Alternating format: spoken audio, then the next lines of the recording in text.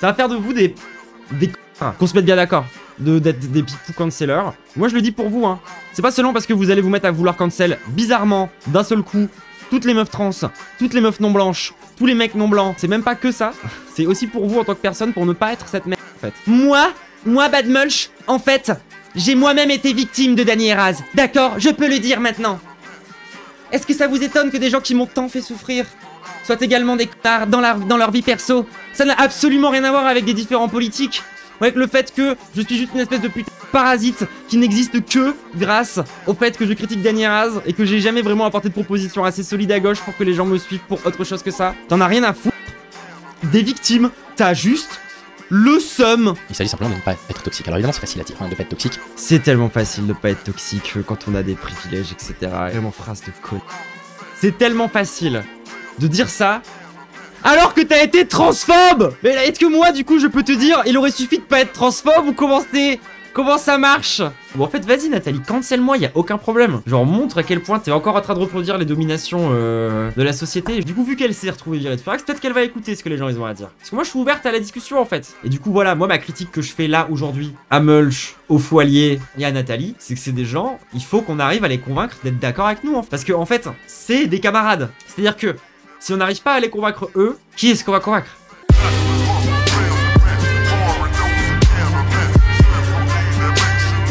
Salut tout le monde, est-ce que vous êtes prêts pour la bagarre? Parce qu'en fait voilà, moi je commente des bagarres. D'habitude je commente des bagarres. Je suis une nana, comme ça je regarde les gens qui se font de la bagarre et je suis en mode Ashcrunch, Ashcrunch, Ashcrunch, Ashcrunch. La bonne bagarre. Et je me suis jamais battu. Je me suis jamais battu. Mais alors là par contre la team, je pense qu'on va partir à la bagarre. Je vais mettre un petit son de bagarre, comme ça on se prépare tous à la bagarre, tous ensemble. Ah ouais, ça c'est vraiment le son de la bagarre. Dans ton cœur, elle le brise en miettes, elle connaît le patron des fours. L'adresse des joueurs de foot, dans ce kiff, voyez ses faire. Tu vas goûter à la foudre, elle connaît le patron des fours.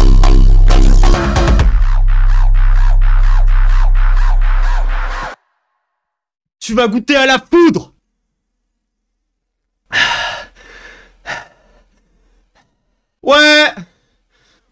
Ouais, le stream. Ouais. J'ai acheté de l'eau, je reviens. Ok tout le monde. Comment ça va? Bon, je suis réveillé moi. Écoutez la team, on va parler d'un sujet. Ça fait un moment que j'avais envie d'aborder ce sujet. J'en parle hyper souvent en stream. J'avais pas trouvé d'angle jusque-là vraiment... efficace, on va dire. Alors, et c'est le féminisme libéral. C'était mon anniversaire et t'as dit les termes sur Dany Heraz sur YouTube. Et écoute, ça fait super plaisir à entendre. Maintenant, il va être grand temps de mettre les termes sur, du coup, le Foilier, Badmulch et Nathalie. Quelques petites précisions, voilà. Quelques petites précisions par rapport à aujourd'hui. Vous savez, comme d'habitude, moi, je suis toujours dans un truc de... J'aime bien être honnête avec vous. J'aime bien vous faire un peu, vous partager mon état mental par rapport à tout ça. Et... aujourd'hui, on va parler du coup du féminisme libéral. Et il s'avère que j'ai une histoire avec le féminisme libéral de type, je les déteste. Je déteste vraiment cette mouvance du féminisme. C'est vraiment genre, comment dire, c'est des camarades. Donc on va rester calme sur le féminisme libéral par contre. C'est-à-dire que même si, genre, moi par exemple, j'ai un passif de type, ils ont passé leur temps à essayer de me cancel. Ils ont cancel des gens que j'aime beaucoup. Ils font en général beaucoup de mal en fait à la lutte. Très souvent à base quand même de sous-entendus vraiment racistes sa mère. De sous-entendu vraiment transphobe sa mère. Et en fait, je veux dire, le féminisme libéral a un passif assez dégueulasse. Et alors souvent, du coup, on résume les féministes problématiques au fémonationalisme. Mais le fémonationalisme, c'est juste la pointe ultime, en fait, de ce truc-là. Mais c'est juste la conséquence du féminisme libéral. Cousine de Némésis, un peu. En fait, on pourrait dire que Némésis est un mouvement qui, justement, est né, si tu veux, quelque part, du féminisme libéral. C'est-à-dire à quel point ce truc a eu des enfants de bonne qualité, quoi. C'est-à-dire que quand tu regardes dans l'histoire du féminisme libéral, par exemple, tu peux retrouver des meufs comme Marlène Schiappa, qui en fait a émis l'idée que ce serait bien par exemple d'expulser genre les violeurs sous OQTF, etc. Et c'est ce genre de propositions qui ont mené en fait à la création de Némésis. Donc en fait, oui, Némésis c'est directement un enfant en fait du féminisme libéral. Je vais donc réexpliquer un petit peu qu'est-ce que c'est le féminisme libéral un peu après. Quel rapport ça a avec la cancel culture. Et ensuite on va aller critiquer des camarades aussi. On va aller critiquer des camarades. Moi j'ai dit on va aller critiquer le Foilier, on va aller critiquer Badmulch, on va aller critiquer Nathalie. je tiens quand même à faire un maximum de warning par rapport aux questions autour du harcèlement. Parce que justement, l'axe central autour des questionnements justement autour de la cancel culture, c'est justement ces problèmes-là, c'est les problèmes de harcèlement qui en découlent en fait.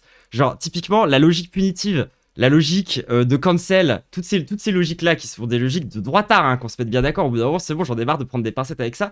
La logique punitive et la logique de cancel, c'est des logiques de droitard en fait. Genre au bout d'un moment, la répression, le répressif, ça donne jamais rien de bon. Et en tout ce qui concerne les théories même de la désescalade, ça n'a aucun putain de sens en fait de faire ça. En fait, ça n'a aucun putain de sens en règle générale de s'invectiver entre camarades de trucs horribles et d'aller se harceler mutuellement. Par exemple, moi c'est ce que j'aimerais bien éviter de faire ce soir. C'est-à-dire qu'en fait, j'aimerais bien éviter de dire qu'il y a des gens qui sont des féministes libérales et qui du coup le seront à vie et du coup ils sont irrattrapables parce que problématiques, blablabli, blablabli, blablabla, blablabla, etc. En fait, c'est ça qu'il faut éviter de faire quand on se tape entre camarades. Il faut éviter de s'essentialiser.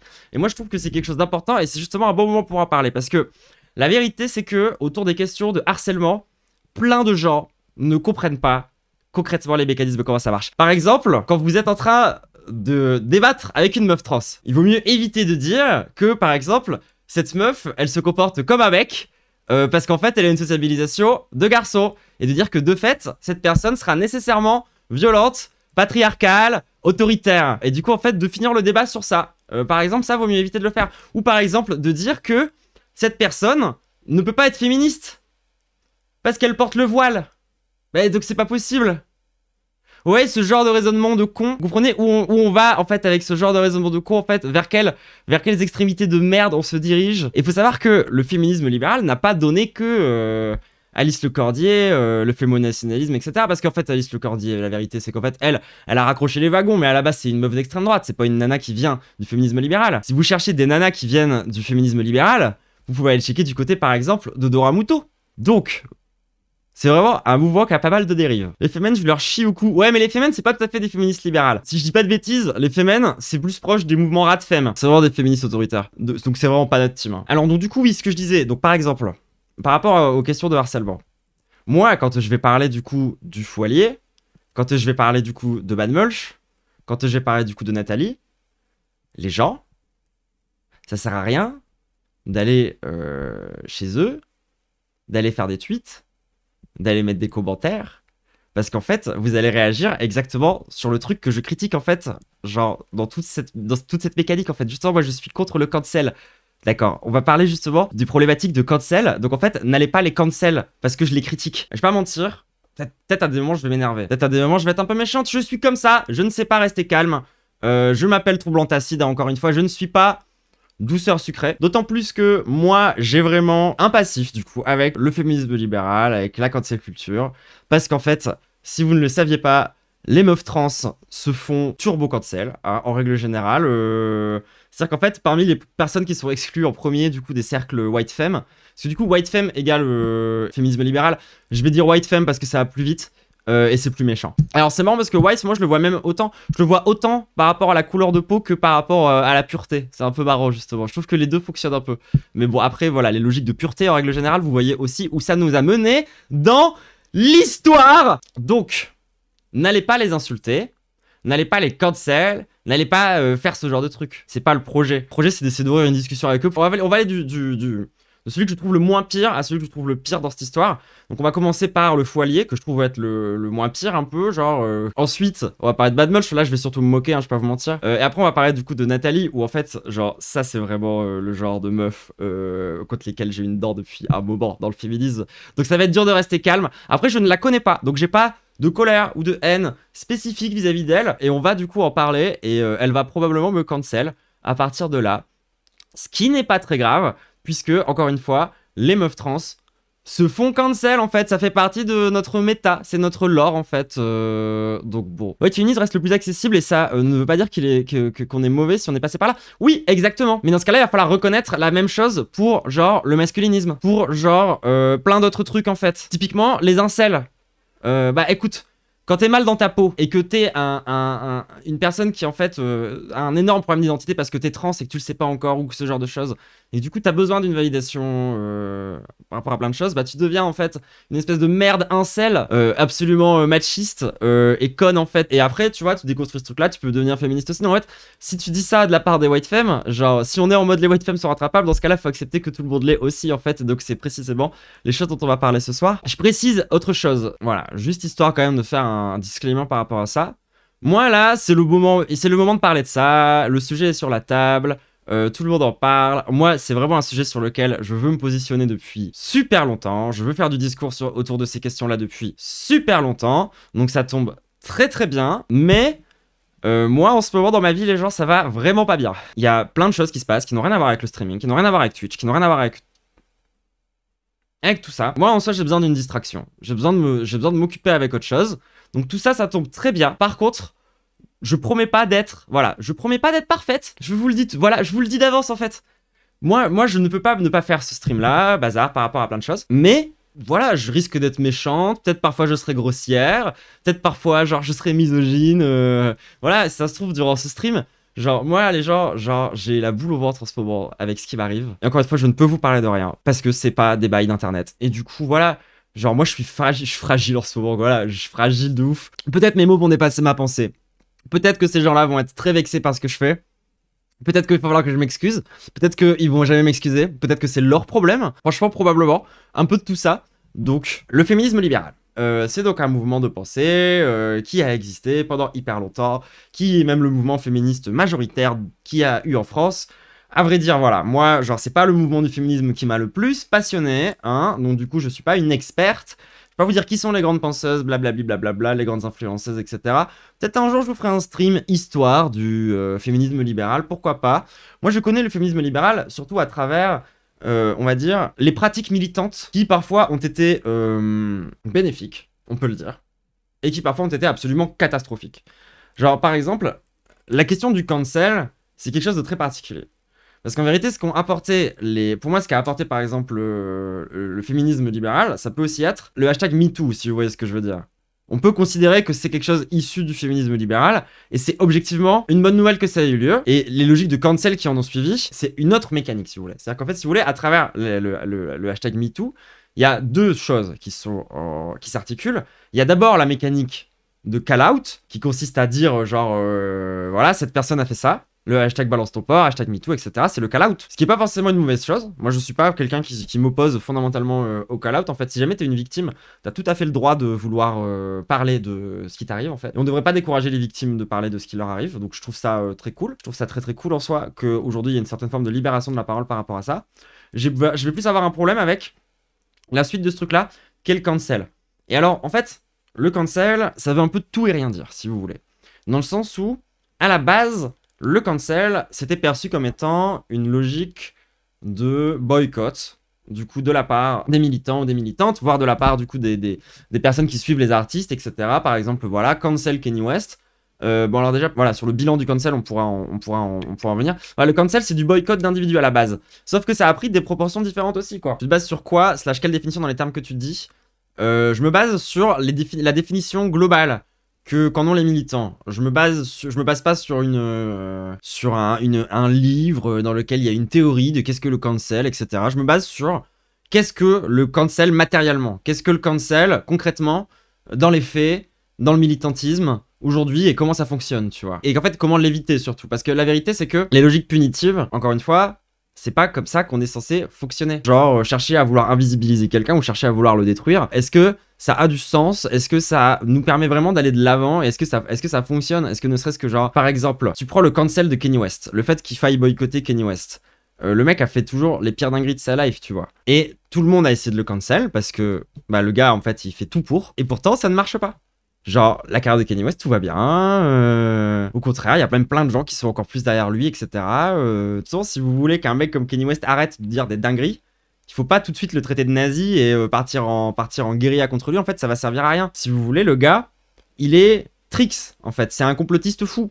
C'est un mec qui est complètement bipolaire, probablement borderline, avec genre des problèmes mentaux de baiser, et qui se fait exploiter en fait. Il y a des gens qui, depuis des années, exploitent les handicaps de Kanye West parce que en fait, le fait qu'il soit fou, ça fait qu'il fait à la fois de la bonne musique, et ça fait que les gens parlent de lui et qu'il fait vendre, etc. et tout. Et genre, en fait, la responsabilité individuelle de Kanye West là-dedans, où est-ce qu'on peut la poser, par exemple? Et en fait, genre, par rapport à une situation type Kanye West, qu'est-ce qu'on fait, du coup?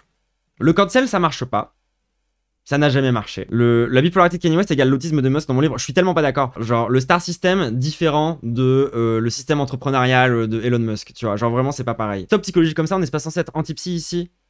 Je suis en train de te parler des conditions matérielles qui font que Kanye, c'est un putain de nazi, et t'es en train de me dire, genre, que je suis en train de psychologie. Je suis en train de te parler des conditions matérielles de ce mec, en fait. Je suis en train d'expliquer pourquoi c'est un nazi. Et c'est pas que un nazi parce qu'il est fou. Je suis pas en train de dire, c'est juste un nazi parce que le mec est bipolaire.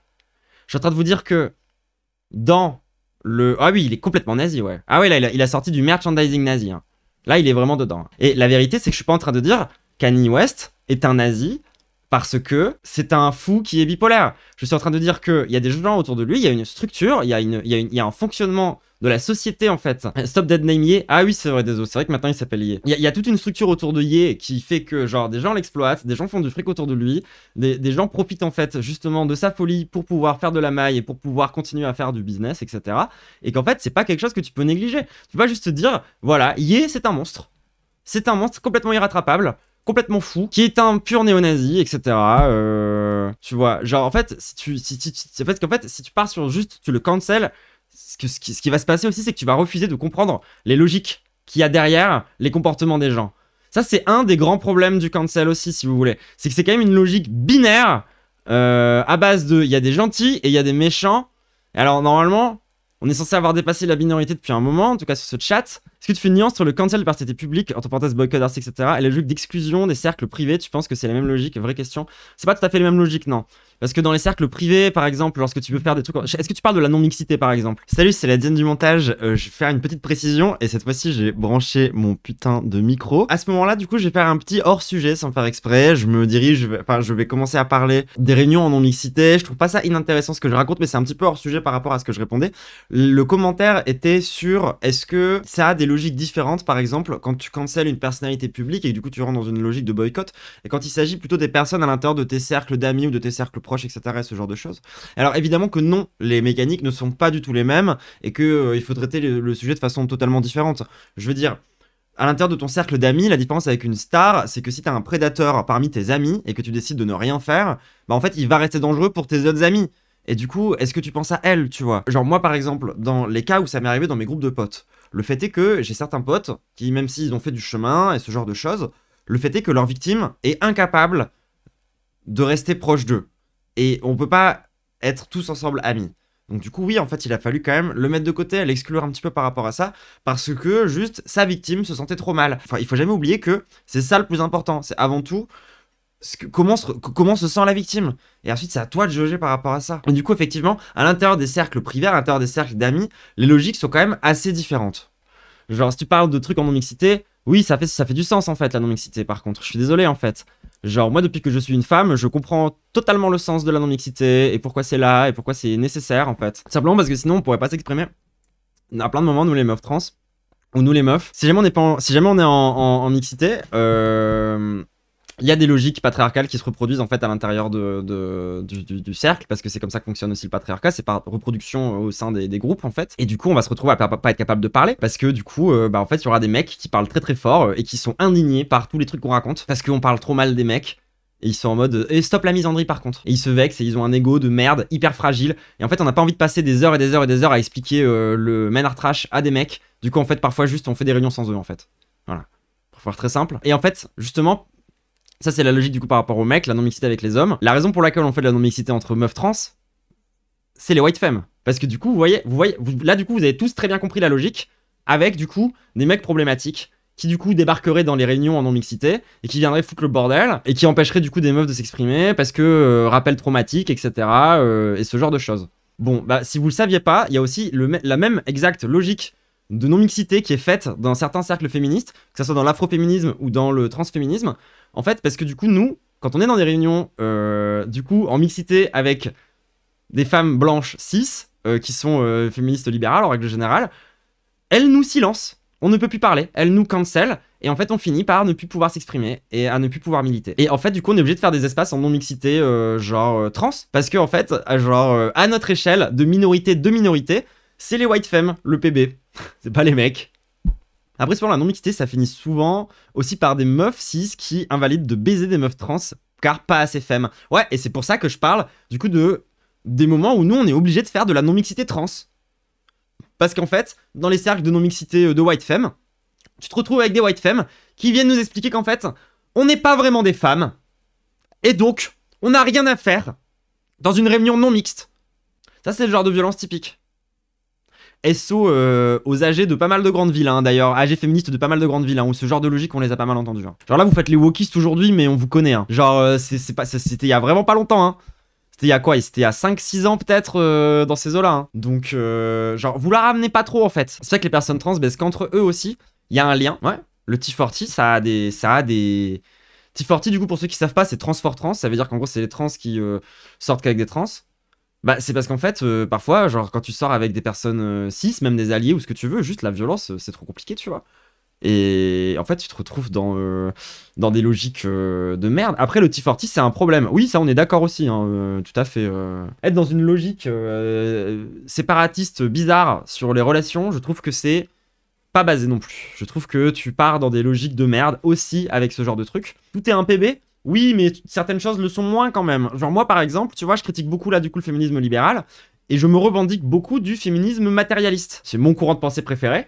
Je suis pas non plus une meuf composée à 100% de féminisme matérialiste, etc., qui a lu tous les bouquins, qui connaît tous les auteurs sur le bout des doigts.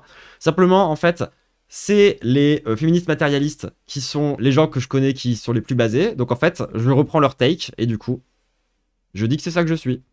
Concrètement, c'est ça, hein, mon rapport au machin. Moi, encore une fois, j'arrive pas à lire des livres théoriques, etc. Je refais le point harcèlement. Je vais me moquer des gens, là, tout de suite. N'allez pas vous moquer d'eux, n'allez pas envoyer des messages, etc. N'allez pas faire ça. Justement, moi, ce que je dénonce chez eux, c'est justement comment ils utilisent les mécaniques de cancel pour des raisons que je considère égoïstes. Et très honnêtement, c'est de ça dont on va parler aujourd'hui.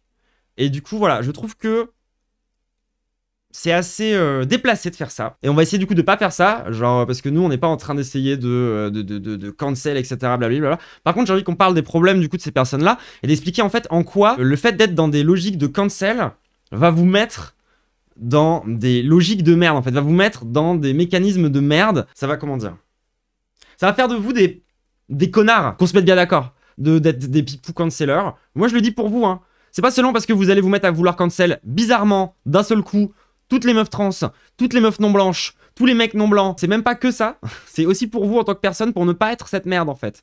Parce que je suis désolé, mais il y a des comportements qui sont juste parfaitement indécents. Et au bout d'un moment, moi je trouve ça assez grave d'en arriver là quand même, dans son seum. Et on va parler 5 minutes de Bad Mulch. Voilà, il n'y a pas grand chose à en dire, parce qu'il n'y a pas beaucoup d'analyse à avoir hein, par rapport à tout ça. Le mec est juste vraiment un connard, je sais pas comment le dire autrement. C'est-à-dire que le mec, en fait, depuis qu'il y a eu le bail de l'histoire du cancel de Dany, le mec est en full roue libre. Sa posture, c'est de dire, genre, non mais alors attendez, ça vous surprend que des gens qui sont aussi toxiques dans la façon dont ils font des clashs sur internet soient en fait des énormes merdes sur internet, dans la vie privée, pardon? Est-ce que ça vous étonne en fait? Parce que alors, moi Bad Mulch, en fait, j'ai moi-même été victime de Dany Heraz. D'accord? Je peux le dire maintenant. Moi Bad Mulch, j'ai souffert. D'accord? Est-ce que ça vous étonne que des gens qui m'ont tant fait souffrir soient également des connards dans leur vie perso? Ça n'a absolument rien à voir avec des différends politiques. Ou avec le fait que je suis juste une espèce de putain de parasite qui n'existe que grâce au fait que je critique Dany Heraz et que j'ai jamais vraiment apporté de proposition assez solide à gauche pour que les gens me suivent pour autre chose que ça. Est-ce que ça a un lien avec ça? Je ne sais pas. Je ne sais pas. J'en sais rien. Mais peut-être qu'au bout d'un moment, genre, il est grand temps qu'il ferme un peu sa gueule, non? Parce que regardez-moi cette merde. Genre, regardez-moi ce tweet de connard. Waouh, je suis tellement surpris en majuscule que les gens qui se comportent comme ça avec leurs, entre guillemets, alliés, soient aussi des gros connards dans leur relation privée. Qui l'eût cru? Donc déjà, du coup, le mec, il est en mode, genre, moi-même, qui ai été victime de Dany, j'ai passé des années à vous dire que c'était des connards, et maintenant que vous pouvez enfin savoir que c'est vraiment un connard, vous ne m'avez pas cru. Alors que moi, je suis une victime. Moi aussi, j'ai souffert. Ah. Ah. Terrible. Donc du coup, ça, Première façon du coup de se comporter comme un con. Et du coup ensuite derrière il va aller attaquer la communauté de Dany Heraz. Comme si en fait la communauté de Dany Heraz était une espèce essentiellement composée du coup d'espèces de mascus bizarres en fait. Du coup, il fait que faire ça, il fait que balancer, cracher sa haine. En fait, gros, t'as le seum. Ça se voit que t'as le seum. T'en as rien à foutre des victimes. T'as juste le seum. Ça se voit, c'est fatigant, tout le monde voit que t'as le seum, t'as fait une série de vidéos sur ton seum, genre est-ce que tu peux rester du coup en dehors de ces histoires-là 5 minutes? Parce qu'en fait, genre ton seum n'a pas à venir foutre encore plus la merde, d'accord? C'est pas nécessaire, on en a marre. Il y en a marre que tu sois tout le temps en train d'essayer de te faire passer pour une victime, alors que, légitimement, tu racontes de la merde, et on a le droit de se moquer un peu des gens qui racontent de la merde aussi. Donc... Badmulch vraiment genre insupportable. Genre, et encore on pourrait revenir, genre Badmulch il va être dans les Wokedex aussi à un moment ou à un autre parce que il a trop d'arcs narratifs catastrophiques en fait. Je suis désolé. Genre Badmulch pour l'abolition du genre, est-ce qu'on en reparle? Trop de choses en fait. Donc moi je suis pour que le camarade Mulch il fasse son autocritique. Il serait bien qu'il boive un peu plus son seum, voilà, parce qu'on n'est pas tous obligés d'en profiter comme ça. C'est pas la peine de l'éclabousser sur tout le monde de cette façon-là. Surtout quand c'est des bails de VSS qui sont au milieu, et que toi, du coup, t'instrumentalises ça parce que t'es un connard qui a le seum. C'est un peu grave. Parce qu'en fait, les people cancellers, va falloir que vous compreniez quelque chose aussi. C'est que, il y a certaines mécaniques du harcèlement, je pense, que vous ne comprenez pas. Tout simplement. Parce qu'elles sont un peu subtiles, et que vous vous en rendez pas compte. Lorsque vous allez essayer de détruire la personne qui a fait des VSS, et que vous êtes... turbo vénère contre cette personne, en mode rat de femme insupportable, qui veut qu'il soit en peine de prison. On va le tuer. Est-ce que vous vous rendez compte que, potentiellement, dans ces histoires-là, pour parler du coup de l'histoire là par rapport à Dany Heraz, parce que, moi, avec ce genre de logique, je suis tombé sur des nanas, sur TikTok, qui étaient en mode genre, vas-y, genre, le mec, c'est un violeur. Dany, violeur. Genre, je suis tombé sur ce genre de contenu, ça existe. Mais en fait... Je comprends que vous soyez en colère contre les hommes, blablabli, blablabla, vous avez envie de tout soulever, blablabli, ce genre de choses. Mais le fait est que, une fois qu'on aura, genre, le témoignage complet, s'il n'y a pas de viol, qu'est-ce qui va se passer, à votre avis? Bah, tous les gens qui étaient de votre côté, que vous avez réussi à enflammer, que vous avez réussi à chauffer à blanc, qui sont tous super vénères contre Dany, bah, ils vont aller se retourner contre Krista, parce qu'ils vont être en mode « Quoi? Tu nous as menti? En fait... tu exagères! » C'est pour ça qu'il faut attendre le putain de témoignage en fait. Avant de partir en couille, d'être en mode All men, all men, all... C'est pas ça que ça veut dire all men en fait. Vous n'avez pas compris all men. En fait, vous avez autant mal compris all men que les machos qui en fait ont mal compris all men. C'est assez dingue. Genre, il y a plein de mecs qui ont compris all men en mode ah, donc vous dites que tous les hommes sont fondamentalement des agresseurs, ah, je n'ai pas envie de vous écouter. Vous avez la même logique. Les gens comprennent pas la notion de VSS déjà, c'est large, le mot, oui après il y a le mot viol, mais justement ici on parle d'une affaire de VSS. Mais en fait les affaires de VSS potentiellement ça n'implique pas toujours des viols en fait. C'est pas comme ça que ça marche. Violence sexiste ou sexuelle hein. D'être dans vos logiques punitives de con, ça mène à ce genre de comportement, vous voyez. Parce qu'en fait, du coup quand vous êtes dans des logiques punitives, il y a quelque chose dans la punition.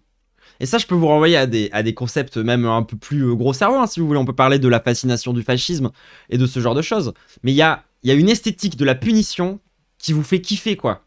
Et en fait, ce kiff de pouvoir enfin se venger, d'avoir ce truc de vengeance, de revanche, ça vous met, du coup, derrière, dans des logiques comme celle de Badmulch.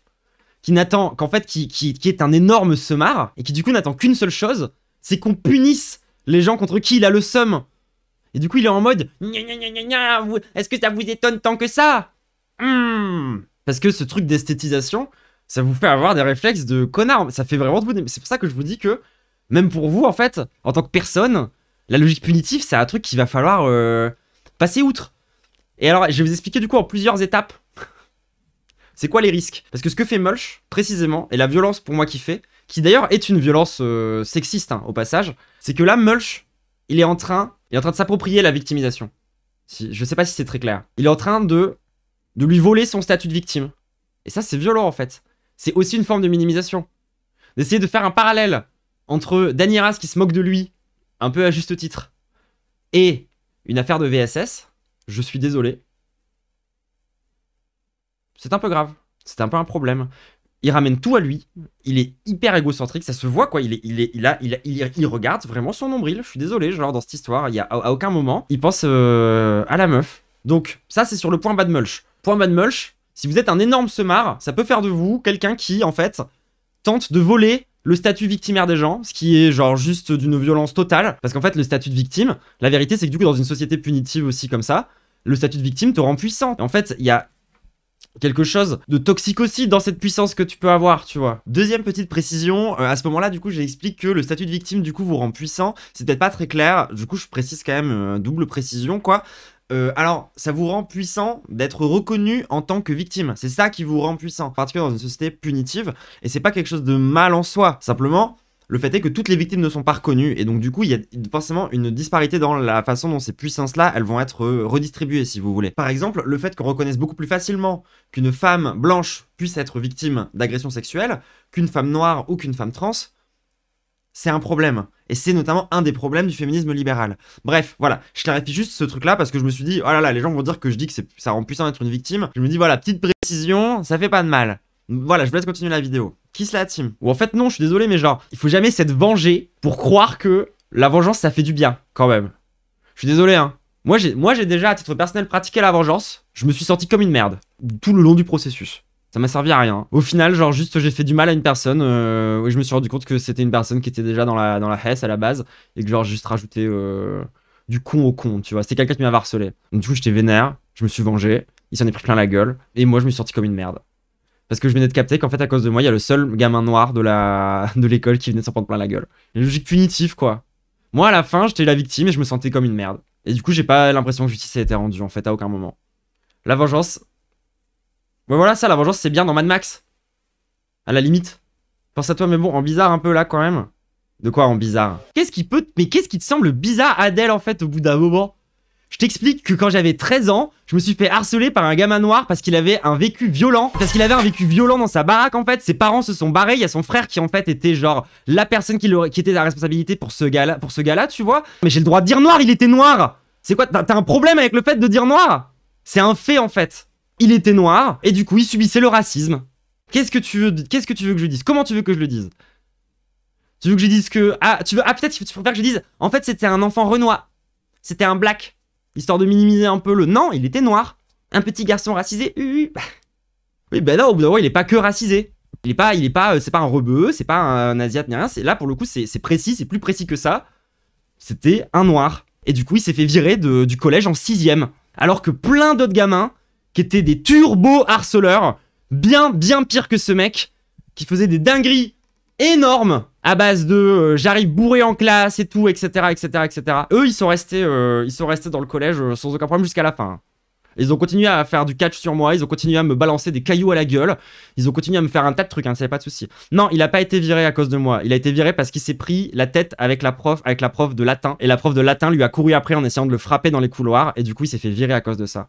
C'est un collège de campagne. J'ai grandi à la campagne, pour ceux qui savent pas. Est-ce que justement dire que la victime est une victime à sa place, c'est pas une violence sexuelle? Bah, il me semble quand même qu'elle a quand même témoigné d'être une victime, qu'elle parle d'emprise, et que du coup, elle se positionne comme ça.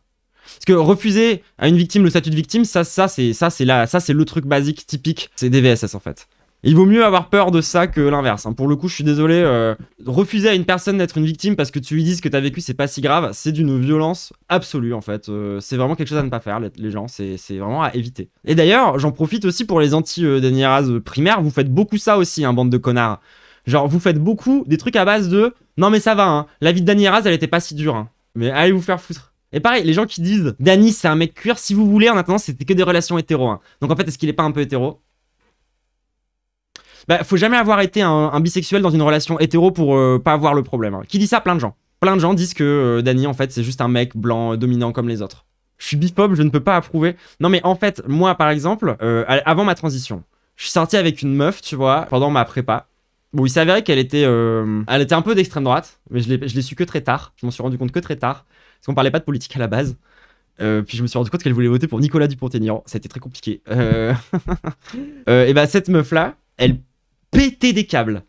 Parce que en fait, dans sa tête, vu que moi j'étais bi, elle devait être jalouse de tout le monde. Et en fait, dès que je faisais une soirée avec un pote, c'était pour le baiser. Bah, en fait, je suis désolé, mais quand t'es LGBT, même si t'es en couple hétéro, tu subis encore des problématiques de personnes LGBT, en fait. Maintenant, on va parler du foilier. Et alors, j'aurais dû commencer par le foilier. En vrai, j'aurais dû commencer par le foilier. Parce que je pense que c'est le moins pire, honnêtement. Je pense que c'est un mec qui essaye quand même un peu de s'améliorer. Du coup, il a pas la même posture que Bad Mulch. Il est pas en mode ouin, moi aussi j'ai été une victime. C'est autre chose. Le foilier, il glow up, il est passé de transphobe à pro-trans, il s'est excusé, il a fait beaucoup d'efforts pour s'améliorer. Et bah justement, on va en parler de ça. Parce que justement, je trouve qu'il y a vraiment une forme d'hypocrisie dans son discours, précisément par rapport à ça. Mais du coup, je pense qu'on va faire un petit react. Donc là, les gens, c'est parti pour faire un react de react. On est dans cette méta-là, on assume, c'est parti. Bonjour à toutes et à tous, c'est Stéphane pour la chaîne Foilier, je vous remercie de me retrouver chez moi et donc chez vous. Ah oui, d'ailleurs, je viens de penser à un truc. Pour les gens qui sont sur la chaîne depuis un moment, normalement vous le savez, il y a un personnage récurrent sur cette chaîne qui s'appelle Douceur Sucrée. Parce qu'il y a beaucoup de gens qui me disent « Oh là là, t'es quand même vachement violente, c'est pas très féminin ». D'ailleurs, petite remarque transphobe, hein, comme ça, en légende. Et du coup, j'ai ce personnage de Douceur Sucrée, qui en fait, du coup, c'est ma version white femme. C'est genre, je passe en mode genre... Bonjour, alors moi, c'est Douceur Sucrée. Pour, voilà, moi je suis contre, en fait... les violences interpersonnelles, individuelles. Et je pense qu'en fait, on devrait tous faire des efforts collectifs pour s'améliorer. Et que grâce à ça, en fait, on va pouvoir lutter contre le patriarcat. Et mettre fin au patriarcat. En fait, pour que le patriarcat s'arrête, il faudrait que tous les hommes deviennent des meilleures personnes dans leur individualité. Et malheureusement, certains hommes, je veux dire, pour qui c'est parfaitement inaccessible, quoi. Alors, est-ce que c'est une question de culture? Je ne sais pas. Et voilà, des petits sous-entendus racistes de white femme comme ça, etc. Vous voyez ce que je veux dire? Et bah, si Trouble Antacide avait été un homme, je pense que ça aurait pu être un peu le foilier. Enfin, si Trouble Antacide... Si Douceur Sucrée, j'ai bien dit, si Douceur Sucrée avait été un homme, ça aurait été le foilier. J'ai pas dit Trouble Antacide, attention. Oui. Non, parce que si Trouble Antacide avait été un homme, elle serait morte. Évidemment qu'on en parle. Dany et Raz ont fait un live hier soir, on est le 6 mars. Ils ont fait un live. Je tiens à préciser d'ailleurs que, au passage, moi dans le live de... Oula, pourquoi c'est lent comme ça d'un coup? Ah oui, ok, d'accord, attendez. Oui, je précise que il y a des trucs à critiquer dans le live de Dany. Hein. Moi, j'ai déjà fait une vidéo sur ma chaîne YouTube qui en parle, si ça vous intéresse, etc. Où j'explique un petit peu c'est quoi les points pour lesquels, genre, moi, je trouve que c'est un peu bizarre et qu'il y a potentiellement, genre, des trucs assez red flag, des vraies formes de minimisation de ce que la meuf a pu subir, tu vois, qui sont quand même assez graves. Donc, ouais, il y a des choses à critiquer dans le live de Dany et Raz, mais je trouve qu'il y a des façons de critiquer. Par exemple... Qu'est-ce qui se passe? Ce qui se passe, c'est que, pour le contexte général... C'est en accéléré, hein, sinon il parle vraiment à deux à l'heure. Avec Dany, l'une des raisons pour lesquelles il serait cancel en plus de ça n'est pas cette affaire. Cette affaire n'était pas sortie. Cette affaire, vous n'en aviez pas connaissance du fait qu'il ait pu y avoir de la toxicité éventuellement dans des relations précédentes. Et donc, c'est assez maladroit, je trouve, de dire oui, vous allez comprendre pourquoi on est cancel. Non, en fait, une des raisons pour lesquelles les personnes ne vous apprécient pas, c'est pas cette affaire-là. Ils le disent après, parce qu'on a aussi réhabilité Ouria Boutelja et que ça plaît pas à certaines personnes. Il y a aussi votre ton qui est souvent très agressif, qui est parfois un petit peu insultant. J'en ai fait les frais 2-3 reprises, mais bon, bah, c'est de bonne guerre. Alors, moi, je trouve que justement, le ton white femme, je trouve ça tellement agressif et insultant. En fait, le ton un peu white femme, un peu donneur de leçons, c'est vraiment la définition même du passif agressif où genre du coup la personne se met en sécurité parce que t'as pas parlé trop fort, etc., que tu t'es pas énervé, blablabla, et du coup de fait en fait on a le droit un peu de te faire la leçon là-dessus, tu vois, parce que moi en fait je parle de façon super calme et je trouve que par exemple voilà, moi je trouve que Ouria en fait c'est une nationaliste, patriote, raciste, essentialiste, mais voilà, je le dis calmement en fait. Tu peux directement dire que c'est une nazie aussi tant qu'à faire. Mais voilà, c'est un peu facile de dire, le truc va sortir et du coup bah, c'est pour ça qu'on est cancel. Mais en fait, moi j'aimerais bien être cancel comme vous êtes cancel, hein, les amis. Hein. Oh, le seum. Vous entendez le son du seum? Vous sentez l'odeur du seum? Et alors en fait, voilà, ce qu'il faut savoir sur le foilier, que moi je savais pas parce que je connais pas le personnage, c'est que du coup, il y a genre 2 ans, le mec était full transphobe, genre vraiment complètement transphobe, et que du coup, il a vrillé, il s'est rendu compte que c'était de la merde, du coup, il a supprimé les vidéos, et derrière, c'est devenu un allié. En mode genre oui c'est bon je suis pro-trans. Et du coup évidemment, alors j'ai pas le détail de l'histoire parce que je m'en rappelle pas bien, mais évidemment Dany et Raz l'ont vanné par rapport à ça, tu vois. Et je crois qu'il l'a mal pris, très honnêtement. Je crois qu'en fait il a toujours un peu le seum par rapport à ça en mode ah j'en ai fait les frais. Mais bon écoute gros t'as été turbo-transphobe en fait, c'est un peu marrant, genre je pense qu'on a le droit de faire des blagues là-dessus. C'est comme Pas du Ring, je pense que je ferai toujours des blagues sur Pas du Confus jusqu'à la fin de mes jours en fait. C'est comme Infâme, genre je suis désolé si Infâme on le prend dans notre camp, moi le minimum pour sa période nazie, c'est quand même de se moquer de sa période nazie. Je pense que c'est quand même le minimum, et c'est pas très grave en fait. Vos petits égos là. En fait, et justement, moi il y a ce truc de... J'ai l'impression que du coup après cet épisode d'avoir été transphobe, il est passé dans un truc de... Il faut absolument qu'il soit parfait. Il faut absolument que lui-même, en fait, il soit irréprochable. Parce que du coup, il a super mal vécu le fait d'avoir été un énorme transphobe. Et du coup, il essaie d'être le meilleur allié possible. Et ça s'appelle un prophème, hein. Ah oui, non, et bien sûr, ça n'empêche pas que le Padu d'aujourd'hui soit basé, hein. Allez mater ma vidéo, Padu est-il toujours confus? Moi, j'en parle. Soutien à Padu, un soutien critique, hein, ça reste un psychiatre, mais soutien à Padu, hein. Vous connaissez, on n'est pas du genre à porter plainte, on n'est pas du genre à aller en mode ouais, on va porter plainte pour diffamation. Ah ouais, alors ça, typiquement, moi, c'est un des moments que j'ai trouvé red flag dans le stream aussi, j'en ai déjà parlé. On n'est pas du genre à mettre des coups de pression, nous on aime discuter. Genre, en fait, parler de ça dans le stream, c'est un coup de pression. En fait, c'est ça le truc. Que Dany se rend pas forcément compte à ce moment-là. Je pense qu'il le fait pas exprès, mais le fait de parler de procès, en fait, à ce moment-là, sans même s'en rendre compte, parce que lui, je pense, dans sa tête, il est en mode. Il le dit pour de vrai, tu vois. Il est en mode vraiment, ça n'arrivera pas, ça va pas arriver. Mais le fait de le dire dans son stream, c'est perçu comme un coup de pression en fait. Parce que du coup, tu dis, on va pas faire ça, ouais. Et en fait, ça peut être perçu comme un coup de pression. C'est partie des gros problèmes en fait de maladresse dans ce stream là, quoi. Donc oui, vraiment, le live, il y avait des gros problèmes. Hein. Mais attendez. Et puis, voilà, ensuite, ce truc de nous, on préfère régler ça en privé, là, je trouve que, et ça va être caractéristique de tout ce qu'on va voir, qu'il y a dans leur bouche une dépolitisation des violences conjugales. En général, des VSS, en général, une pure dépolitisation. Alors, c'est marrant parce que c'est exactement ce qu'il va faire juste après. Parce que là, c'est vu sur le cas individuel, sur l'échelle individuelle, et il n'y a aucune tentative de prendre du recul. Une des raisons pour lesquelles vous ne pouvez pas communiquer avec cette personne, la personne en question, c'est qu'elle vous a bloqué de toutes parts, comme ils vont l'expliquer dans le live. Et donc, si la volonté de cette personne-là, c'est de se couper de vous, si vous continuez à forcer, ça peut être perçu comme une forme de harcèlement. C'est-à-dire que si cette personne a décidé de rompre tout, ça, c'est un peu vrai, accompagné de rase, pour pouvoir leur nuire par l'injure, par le harcèlement, par ce que vous voulez, bah vous faites vous aussi partie du problème de la violence et de la domination masculine. Donc, gardez-vous de ce genre de choses, c'est là. Alors que toi, du coup, j'imagine que tu ne fais plus partie du problème, le foilier. Bien sûr. En fait, tu finis aussi vite par avoir un discours en fait contre la violence en politique, etc. Mais en fait, il y a des moments, la violence en politique, il faut qu'elle puisse s'exprimer. Moi, j'en ai déjà parlé souvent, et justement, j'en parle dans mon stream. Il faudrait que j'approfondisse la question de la violence entre les différents militants. Mais le fait est que on va être violent entre nous. On va l'être. Moi, je suis pas pour dire il faut être non violent, il faut qu'on discute de façon non violente. La réalité de la situation, c'est qu'on va être violents les uns avec les autres, entre nous, en fait, parce qu'on vit des trucs de merde. Et genre, moi, par exemple, si tu tiens des propos transphobes, etc., je vais m'énerver, en fait, parce que c'est ma vie, là. Tu parles de potentiellement me foutre moi dans la merde, etc. Donc, je vais t'insulter, potentiellement, je vais y aller fort. Et en fait, il y a de la violence. Et je suis d'accord qu'on manque de formation sur comment on devrait exprimer cette violence, comment est-ce qu'on devrait s'y prendre pour blablabli, blablabli, blablabla. Mais la vérité, c'est que genre, tu peux pas faire la leçon, des leçons de violence tout en pratiquant toi-même une forme de violence par la distinction. Mais on y revient parce qu'il a pas encore vraiment fait ça encore. On attend. Parce que j'avais des souvenirs beaucoup plus red flag dans ce stream. Moi, je trouve que, il y a une chose qui doit perdurer, c'est au moins la voix de Cassandre, de Wissam, d'Iliès et de Moufette. Je pense que si, vas-y, imaginons que dans notre vie, on a été des fils de pute absolus, surtout avec. Donc moi, ce que j'ai à dire là-dessus, c'est que j'ai du mal à croire la sincérité de cette phrase, mais je suis pas dans sa tête, donc voilà, je peux pas trop me prononcer. En fait, pour protéger du coup les personnes avec lesquelles on travaille, il ne s'agit pas de faire du damage control quand une affaire de toxicité dans une relation passée ressort. Il s'agit simplement de ne pas être toxique. Alors évidemment, c'est facile à dire, hein, de pas être toxique. Ouais, alors ça c'est... Et là voilà, là on rentre vraiment dans la rhétorique pro-femme, mais genre... Et c'est tellement facile. C'est tellement facile de pas être toxique quand on a des privilèges, etc. Vraiment phrase de connard, hein. Je suis désolé, mais ça vraiment c'est la phrase. C'est la phrase red flag. Genre, en fait il aurait suffi de pas être toxique, hein. Bah ouais, bah écoute, on n'a pas tous cette chance dans la vie. Désolé, hein. Désolé, on n'a pas tous cette chance dans la vie, voilà. Si vous voulez, il y a des gens, en fait, parfois, ils ont des troubles ou ce genre de choses, du coup, tu te retrouves à faire des dingueries, genre... tu te retrouves à faire du chantage au suicide à des gens, tu te retrouves à faire des trucs de merde. C'est tellement facile.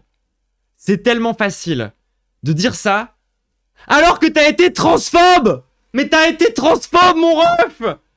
Mais est-ce que moi, du coup, je peux te dire, il aurait suffi de pas être transphobe ou comment ça marche, mon ref? C'est facile, hein. Franchement, félicitations de ne pas avoir été toxique. Je pense qu'on peut tous l'applaudir. Bah bravo, félicitations. Quand on a la vie difficile qu'ils ont pu avoir menée. Mais figurez-vous que vous ne me connaissez pas, moi non plus j'ai pas eu une vie évidente, c'est le moins qu'on puisse dire. Moi aussi j'ai eu une vie ponctuée par de la violence intrafamiliale en particulier, moi aussi. J'ai connu des moments très difficiles dans ma vie en particulier avec ma santé. Moi non plus je ne dors plus. Depuis 2 ans et demi, j'ai besoin de médicaments pour dormir, je ne dors que sous Dormil. Je suis obligé d'en prendre 4 ou 5 par nuit aujourd'hui pour pouvoir dormir. Et pour autant, si vous voulez, dans mes relations amoureuses, des trucs de toxicité, je suis hyper serein, il n'y a rien qui ressortira. Moi la vérité, c'est que genre...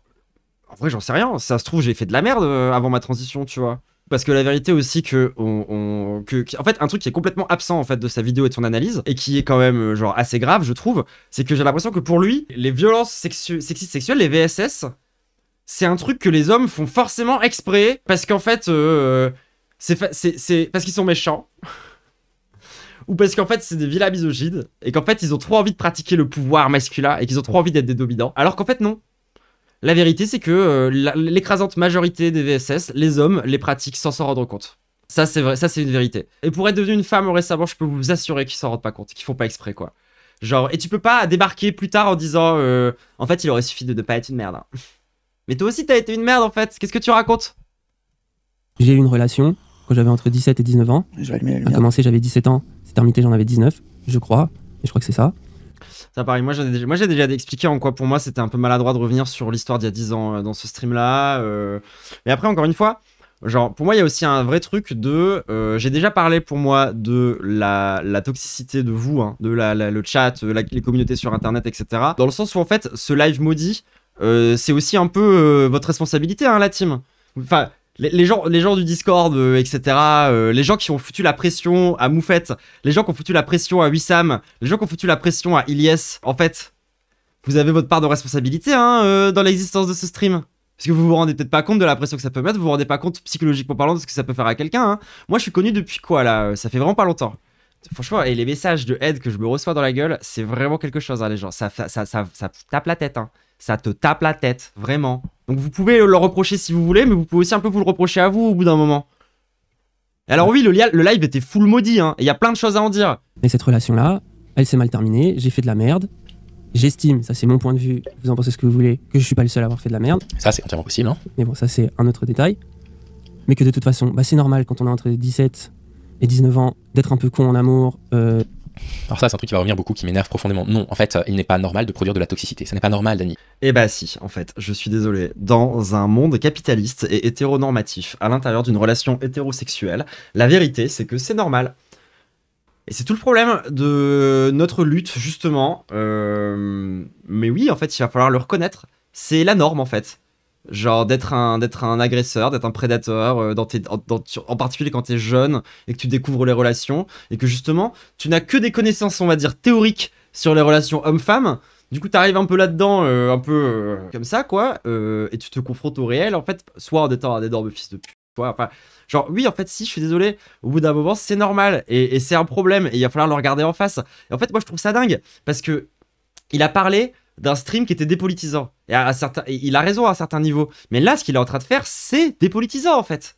C'est extrêmement dépolitisant. De venir dire qu'en fait, non, justement, c'est toi en tant qu'individu, c'est pas normal, etc. Enfin, genre, je suis désolé, mais si les relations toxiques dans lesquelles il y a des abus dans tous les sens, c'est un peu la base quand t'es au lycée.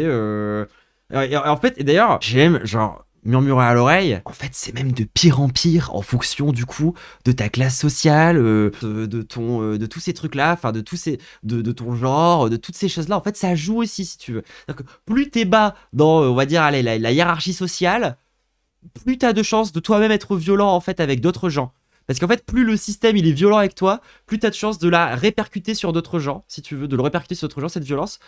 Et du coup si tu passes en mode white knight, genre chevalier blanc, qui en fait va dénoncer tous ces gens-là, ce que tu vas faire, c'est que tu vas surtout commencer à dénoncer des pauvres, tu vas surtout commencer à dénoncer des noirs et des arabes, tu vas commencer à dénoncer des personnes trans, tu vas commencer à dénoncer en fait tous les gens qui sont du coup les plus vulnérables et les plus sensibles à des violences sociétales, des violences structurelles, qui font qu'en fait on a tendance à se retrouver à parfois reproduire de la violence dans nos cercles sociaux.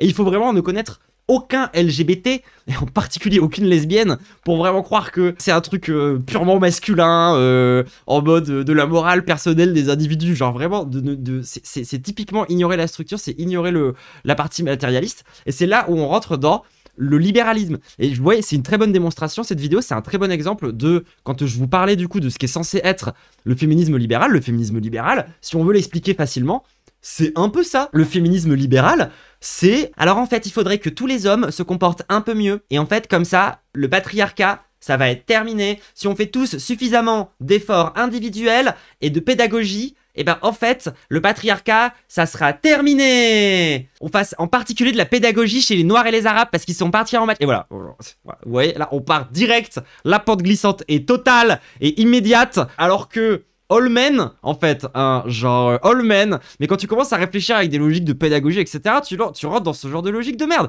C'était rapide, mais dans la tête de plein de féminasgules, les gens, c'est comme ça que ça fonctionne, en fait. C'est ça qu'il faut comprendre, c'est ça le problème du féminisme libéral. Genre, c'est tondelier, voilà, typiquement. Qui du coup, en fait, se mettent dans des postures hyper paternalistes, je suis désolé de le dire comme ça, avec les personnes qu'ils considèrent comme étant problématiques. Parce qu'en fait, ils considèrent que s'ils sont problématiques, c'est de leur faute. Voilà, c'est de ta faute. Donc, en fait, nique ta mère. J'ai pas, en fait, on n'a pas tous le mental du personnage là de Demon Slayer. Vous savez là le mec parfait là en toutes circonstances. Non, dans la vraie vie, on est tous genre Inosuke, on est tous complètement fous en fait. Et on est tous des femboys. Mais attendez, non, attendez. Non, je me suis perdu. Tanjiro, ouais, c'est ça. Voilà, on n'est pas tous ce mec. Bref, on continue.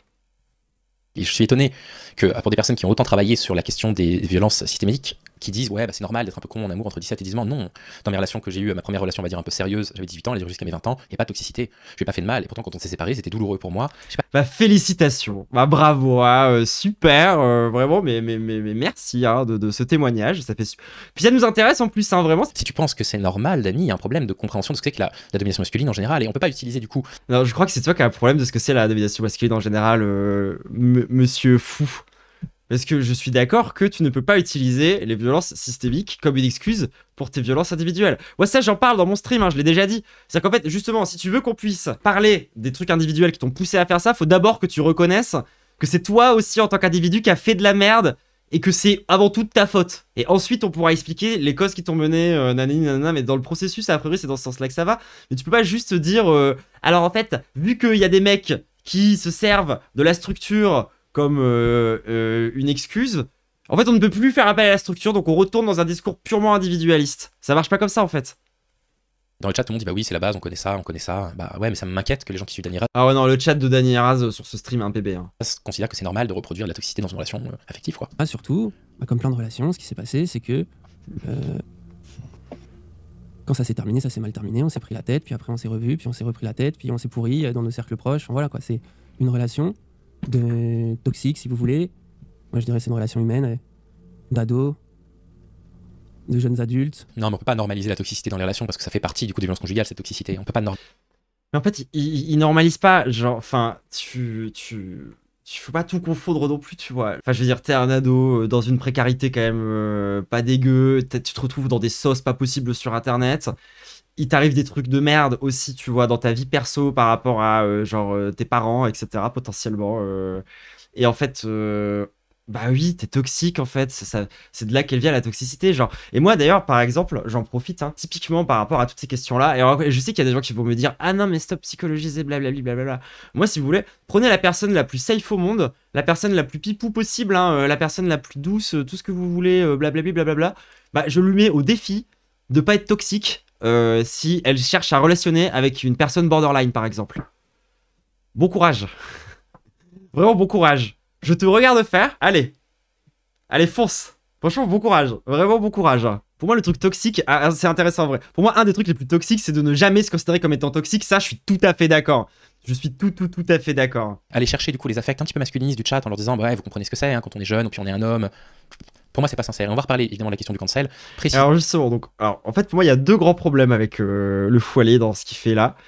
Et le premier, du coup, c'est ce truc de dire « Non, regardez comment ce mec est toxique alors que moi, je suis tellement mieux. Je n'ai jamais été un problème, d'accord ? Contrairement à eux, en fait. » Ce qui est, du coup, c'est un peu mieux que de dire « Non, moi aussi, j'ai été une victime. » Mais c'est pas vraiment mieux, quoi.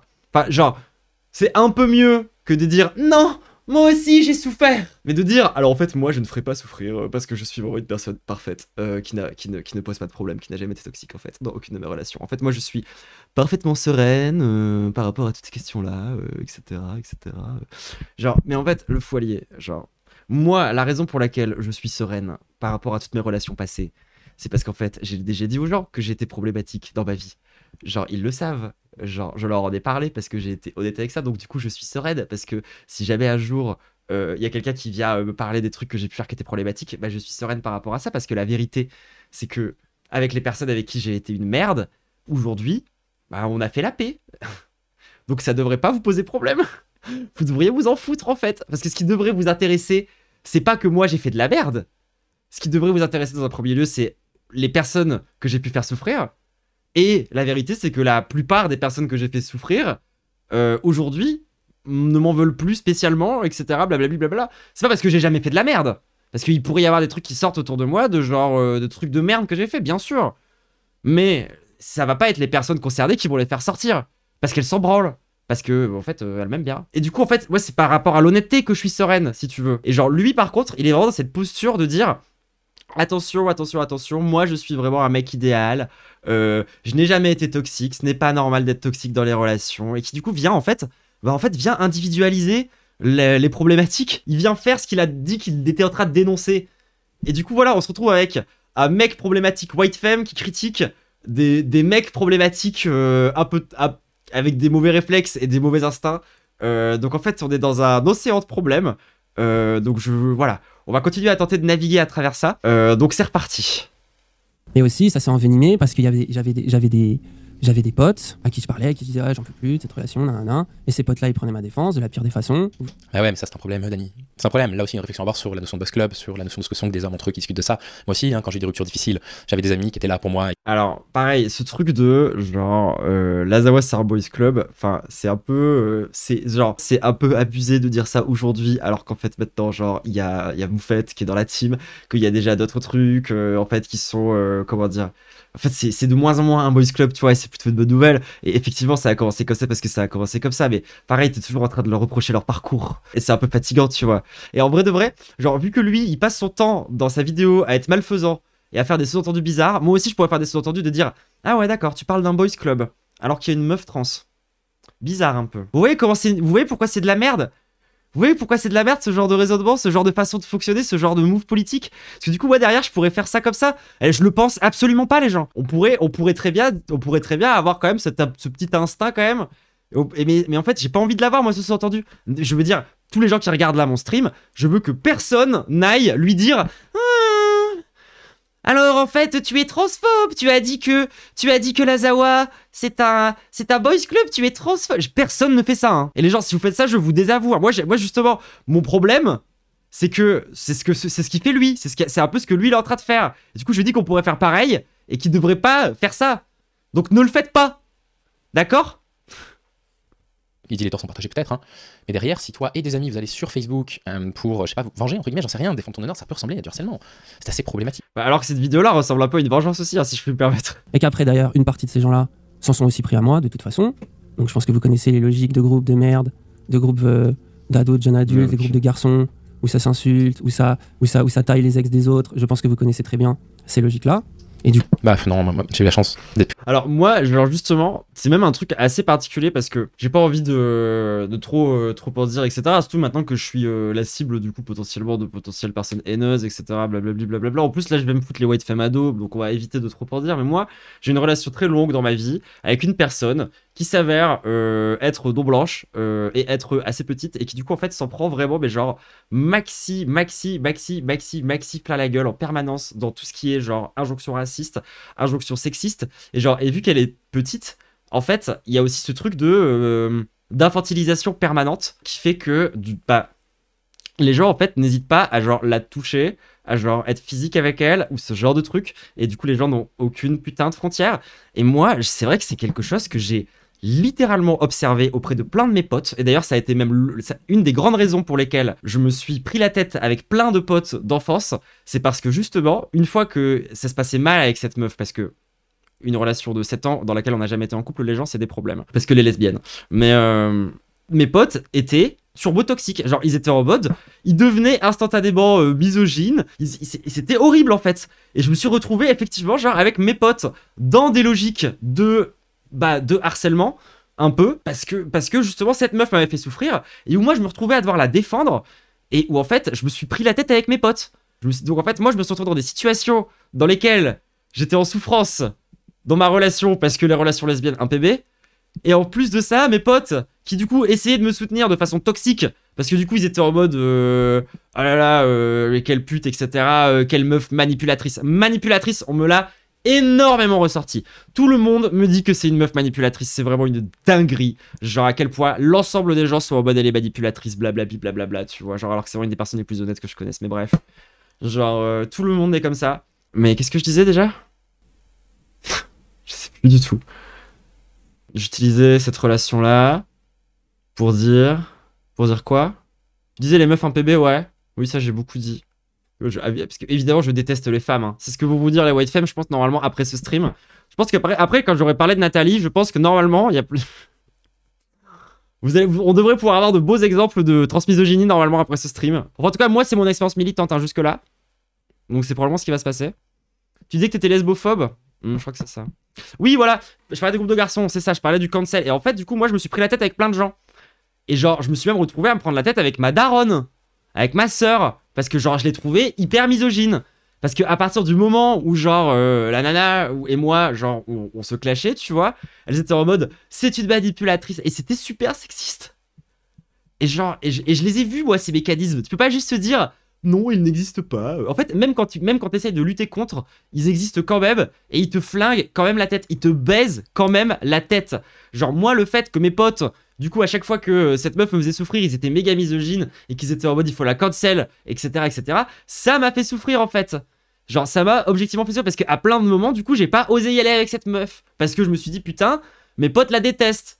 Et genre, etc., blablabla. Et en fait, on se retrouve dans des mécanismes de merde. Donc franchement, genre, tant mieux pour lui s'il a pas connu ça, hein. Félicitations. Félicitations, vraiment, hein. Genre, vraiment, bravo. On revient sur la même chose, sur le fait qu'elle ne veuille plus communiquer. Compte que pas mal des gens, à ce moment-là, sur Facebook et tout, on était cons. Donc ce que j'ai fait, c'est que j'ai envoyé un message à cette personne et je lui ai dit, ouais, je trouve qu'il y a un truc qui est pas clair entre nous. J'ai l'impression qu'on se déteste. Mais Dany, il y a une rupture qui est difficile d'une personne qui ressent la toxicité dans votre relation, et puis ensuite tu lui écris pour dire il y a un truc qui est pas clair entre nous. Il faut foutre la paix, hein, aux gens. Faut vraiment leur foutre la paix, hein. Après, genre, pareil, c'est vraiment un jugement un peu de... Genre... moi, ça m'est déjà arrivé d'envoyer des messages maladroitement avec à des ex qui, en fait, ont été... parce qu'il y a ce truc de genre... lui, ça se trouve, il a envoyé un message en mode genre... Et la nana l'a pris pour... comme étant un espèce d'effet de chaud-froid. Et c'est le cas. C'est en effet un effet de chaud-froid. Mais genre, en fait, il y a ce truc d'extrapoler. De se dire, s'il lui a envoyé un message, c'est forcément un énorme forceur. C'est un peu abusé, je trouve. Genre, en mode, tu t'en sais rien, tu vois, genre... Et que de toute façon, elle a dit que je suis un gros fils de pute, je sais pas quoi. Donc moi, je m'énerve. J'ai mon premier réflexe qui est de m'énerver en matin. Donc en soirée, il entend que cette fille dit que Dany s'est mal comporté avec elle, et puis on l'entend, il y a la relation, on ne sait pas ce qui s'est passé, la toxicité des crises, on ne la connaît pas, elle donne pas de précision, mais derrière, il y a ses amis et lui qui vont sur Facebook, ont rajouté une couche, et puis la fille, du coup, a des mots négatifs, et puis ça énerve Dany. Et là, ça mérite du coup un retour là-dessus. Dany, comment se fait-il à ce moment-là que tu laisses ta colère te gagner et que tu te dises pas, en fait, elle a le droit de penser ça, en fait. Le fait d'être ado, et puis 19 ans, on est jeune adulte quand même, ne justifie pas, en fait, d'aller reproduire de la colère sur une personne, en fait, après avoir eu une relation toxique et puis avoir eu ses potes qui sont allés. En fait, c'est tellement dépolitisant. Et en même temps, je trouve que c'est d'un niveau de mépris qui est un peu grave. Genre, et en fait, je suis désolé, mais s'il fait ça parce qu'il a le seum, parce que Dany et Yara se sont foutus de sa gueule, parce qu'il a eu une période transphobe, c'est vraiment grave, en fait. Genre, c'est une histoire vraiment typicale, et il y a autant de raisons de dire cancel que de dire bon, on peut peut-être pardonner, passer à autre chose. Ok, c'est une histoire typique. Non, c'est pas une histoire typique, Raz. C'est pas une histoire typique, je suis désolé. Mais putain, si! Bien sûr que si! Au bout d'un moment, stop! C'est ça qu'on essaye de dire, putain, dans le féminisme depuis des années! On n'est pas en train de dire, il y a des gens en fait qui sont des monstres, et de dire que l'ensemble des hommes qui par exemple se sont attaqués, ont violé Gisèle Pellico sont tous des monstres intrinsèquement, nanani nanana nanani nanana. Bien sûr que c'est typique, bien sûr que c'est banal. C'est pas ça le problème de ce stream. C'est pas ça le problème. Il y a plein d'autres problèmes. Ça n'en est pas un. Je suis désolé. Là, t'es juste en train de faire genre le White Knight, c'est hyper fatigant et genre c'est en train de me mettre en colère. Du coup, je pense qu'on va pas continuer longtemps parce qu'on va pas regarder tout tous les son hommes truc. qui suivent cette chaîne n'ont pas eu de relations toxiques dans leur vie. Tous les hommes qui suivent cette chaîne ne sont pas allés sur Facebook avec des groupes de copains pour pourrir une fille avec qui il y a eu une rupture. Genre, littéralement, dans le féminisme, on passe notre temps à dire all men et tout, genre en mode pourrir pas. C'est ça que ça veut dire au bout d'un moment. Pour moi, ça dépend toujours. T'inquiète, Thémo, ça arrive, ça arrive. Genre, on avance. Moi aussi, j'ai été naze. Moi aussi, j'ai été une féministe libérale, hein. Puis après, elles m'ont cancel, genre, donc. Oui, bon, Et je me rappelle, moi, que j'ai voté pour Benoît Hamon à la base, hein, mais. Ah ouais, les gens, ouais. Okay. Non, mais oui, les gens. C'est ma. Ouais, bah oui. Et, me jugez pas trop vite, hein. Je vous rappelle que Paduring, il a voté pour François Asselineau, d'accord? Et oui, je jette un camarade sous le bus pour m'en sortir. Exactement, c'est ce que je suis en train de faire. Bon, bref. Une catastrophe, voilà. Son react, une catastrophe. Enfin, ça fait vraiment le mauvais allié, quoi. Ouf, ça fait pas. Désolé, c'est vraiment. Ça, c'est vraiment genre. C'est vraiment très profème, hein. C'est exactement le genre de truc qu'on dénonce. Et moi, la vérité, c'est que je trouve ça red flag. La vérité, c'est que je trouve ça red flag. Moi, quand un mec qui vient me dire qu'il a jamais exercé de violence, je me dis, bah, peut-être que tu manques de formation. Parce que peut-être que tu t'en es pas rendu compte. Comme Dany, en fait, finalement. Moi, parce que moi, je pense que c'est ce qui s'est passé. Je pense que c'est un gars, c'est pas genre un pervers manipulateur violent qui a tenté de mettre une meuf sous emprise pour pouvoir profiter d'elle. Moi, je pense que c'est un mec qui l'a mise sous emprise. Ça, moi, je crois la parole, je crois sa parole. Mais je crois pas qu'il l'ait fait vraiment exprès. Hein. C'est le genre de choses qui arrivent en fonction de certaines conditions, etc. Et alors, il a tout à fait des choses à se reprocher, par contre. Il a tout à fait des choses à se reprocher, bien sûr. Mais je pense pas que c'est un je sais pas, genre c'est pas Rasputin, quoi, le mec. Alors non, on va pas faire la pause tout de suite parce que j'en ai pas fini avec le fou allié. Parce que alors du coup déjà ça c'est catastrophique, truc catastrophique. Donc du coup plein de gens comme moi ont trouvé ça catastrophique. Jusque là tout va bien, c'est normal, c'est catastrophique. Mais du coup le fou allié en réponse à ça a fait une deuxième vidéo dans laquelle sa façon de se défendre, c'est de prendre genre les 4 pires commentaires qu'il y a en dessous de sa vidéo et de les debunk. Alors là, du coup, il va faire un truc que je trouve gravissime et que plein de gens font et ça me fatigue. C'est de dire, en fait, regardez, dans mes commentaires, les gens font ça. Donc en fait, c'est parce que la communauté de Dany et Raz est toxique. Pourquoi la communauté de Dany et Raz est toxique? Parce que Dany et Raz sont eux-mêmes toxiques. C'est QFD. Ah ah ah ah ah. Bah non, les gens d'internet sont toxiques en fait. Les communautés d'internet sont hyper toxiques, sont constituées d'harceleurs qui font de la merde et qui postent des commentaires de cons avec des avis désastreux en fait. C'est pas Dany et Raz qui a inventé ça. C'est vraiment pas Dany et Raz qui a inventé ça. En particulier sur Twitch. Hein. Genre, et du coup de faire une espèce de réduction en mode genre, oui alors en fait voilà. En fait, c'est une preuve supplémentaire. Attends, combien? Bref, du coup, deuxième vidéo catastrophique du fou allié qui s'en est suivi. Avec vraiment la pire défense possible. Salut tout le monde, vous êtes sur les streams de Troublante Acide. Et aujourd'hui, je vais vous expliquer en quoi, en fait, la communauté de Dany et Raz est essentiellement, en fait, composée de personnes masculines, toxiques, misogynes et profondément toxiques. Et que c'est entièrement, donc, de la faute de Dany et Raz. Voilà, je suis Troublante Acide. Bienvenue sur ce stream. Malheureusement, j'ai quand même l'impression qu'elle appuie un tout petit peu mon propos. Je ne vais pas passer sur l'un des reproches que j'ai lu une 50aine de fois disant que je n'ai parlé que de moi dans cette vidéo. Ce matin, on l'a quand même beaucoup entendu parler de lui. Hein. J'ai choisi de revoir ma vidéo en entier. J'évoque mon expérience personnelle à 2 reprises et ça dure à peu près 5 minutes, un tout petit peu moins de 5. Ça, c'est vraiment de la malhonnêteté. C'est vraiment de la malhonnêteté. En fait, je pense que ce qu'il comprend pas, c'est que le moment où on dit que tu parles de toi, c'est quand tu dis que t'es irréprochable, en fait, et que c'est pas normal. J'ai pas vu sa vidéo. Bah là, on regarde toutes les. En fait, là, je regarde vraiment tous les problèmes liés du coup au cancel dans liés aux mécaniques de cancel du coup sur Internet. Et du coup, je prends 3 cas. J'ai failli être tellement problématique. J'ai failli dire, j'ai pris des cas cliniques. Non, des cas d'études, des cas de comment dire, comment me rattraper là, des cas des très bons exemples.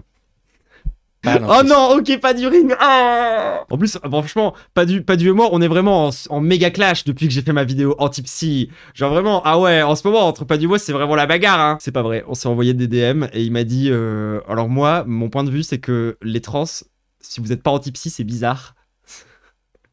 Donc, basé pas dessus, je suis désolé. Commentaires là ont été postés par des personnes qui ont lu les commentaires et puis qui se sont dit allez Dany et Raz je les soutiens, etc. Donc je vais reprendre un tout petit peu cet argument. Cela étant dit, on va revenir du coup sur 5 commentaires qu'on a postés sur ma chaîne qui sont, je trouve, assez étonnants, surtout quand on se dit qu'ils viennent de la communauté de 2 personnes quand même très ancrées à gauche, qui sont probablement les personnes les plus... ah mais oui, c'est parce que c'est pas en accéléré, putain, c'est pour ça que je suis en train de m'endormir. Ah ouais, je me demandais ce qui se passait là. En fait, c'est comme si d'un seul coup, genre, toutes les particules de lumière autour de moi se sont ralenties, comme ça. Genre, tout est. Et en fait, non, c'est parce que, genre, j'étais pas en. Oui, tout va bien. Oui, non, tout va bien, c'est bon. Désolé. Les plus puissantes à gauche actuellement, presque hégémoniques, dans le milieu de la gauche sur Internet. Qui a déjà posté quelques commentaires sur ma chaîne, qui dit j'aime ton contenu habituellement, et effectivement, pas lui reprocher, mais là c'est insupportable. D'accord, toi tu es sans doute le seul mec parfait qui n'ait jamais été ado, qui n'a jamais connu aucune évolution morale car tu as toujours été safe. Peut-être certains te croiront. Donc, qu'est-ce qui se passe dans cette vidéo? Alors, justement, en fait, je vous montre ça aussi parce que je vais vous parler d'un concept qui me saoule. Dany décrit le fait qu'il a été assez toxique dans une ancienne relation et le témoignage qui circule sur Internet à son encontre montre qu'il a été. Je suis obligé d'en parler, du coup j'ai voulu ne pas en parler parce que je me disais que le public de Dany et Raz serait très bien, mais bah écoutez, il faut en parler.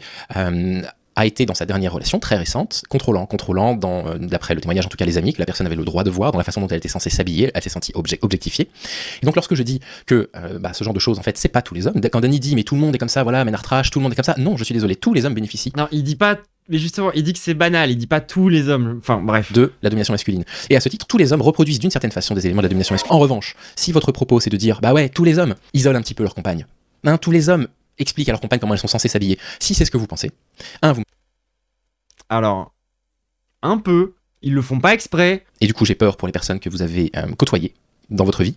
Et ben, oui, parce que pareil, moi, à un moment donné, il y a un sous-entendu, je sais pas si on l'a vu dans la vidéo d'avant, mais il y a un moment, il y a un sous-entendu dans la vidéo d'avant qui m'a vraiment, mais particulièrement fait vriller, justement, par rapport à ces histoires-là. En fait, à un moment donné, t'as Raz dans leur stream qui dit, genre, moi, j'ai fait des trucs pires que ça. Et du coup, il y a plein de gens qui sont en mode, ça en dit long sur Raz. On a du souci à se faire. Mais putain, qu'est-ce que t'en sais? Je veux dire, si Raz, il a fait pire, encore une fois, à des gens, et qu'aujourd'hui, ces gens ne lui en veulent plus parce qu'ils se sont expliqués, parce que bazar, parce que... Y a aucun problème, en fait.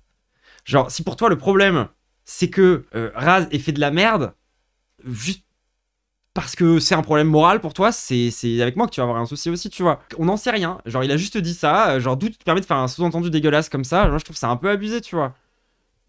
Genre, surtout quand tu fais des leçons de morale sur la violence, sur internet et tout, et que tu te permets de faire des sous-entendus de cons comme ça, tu vois.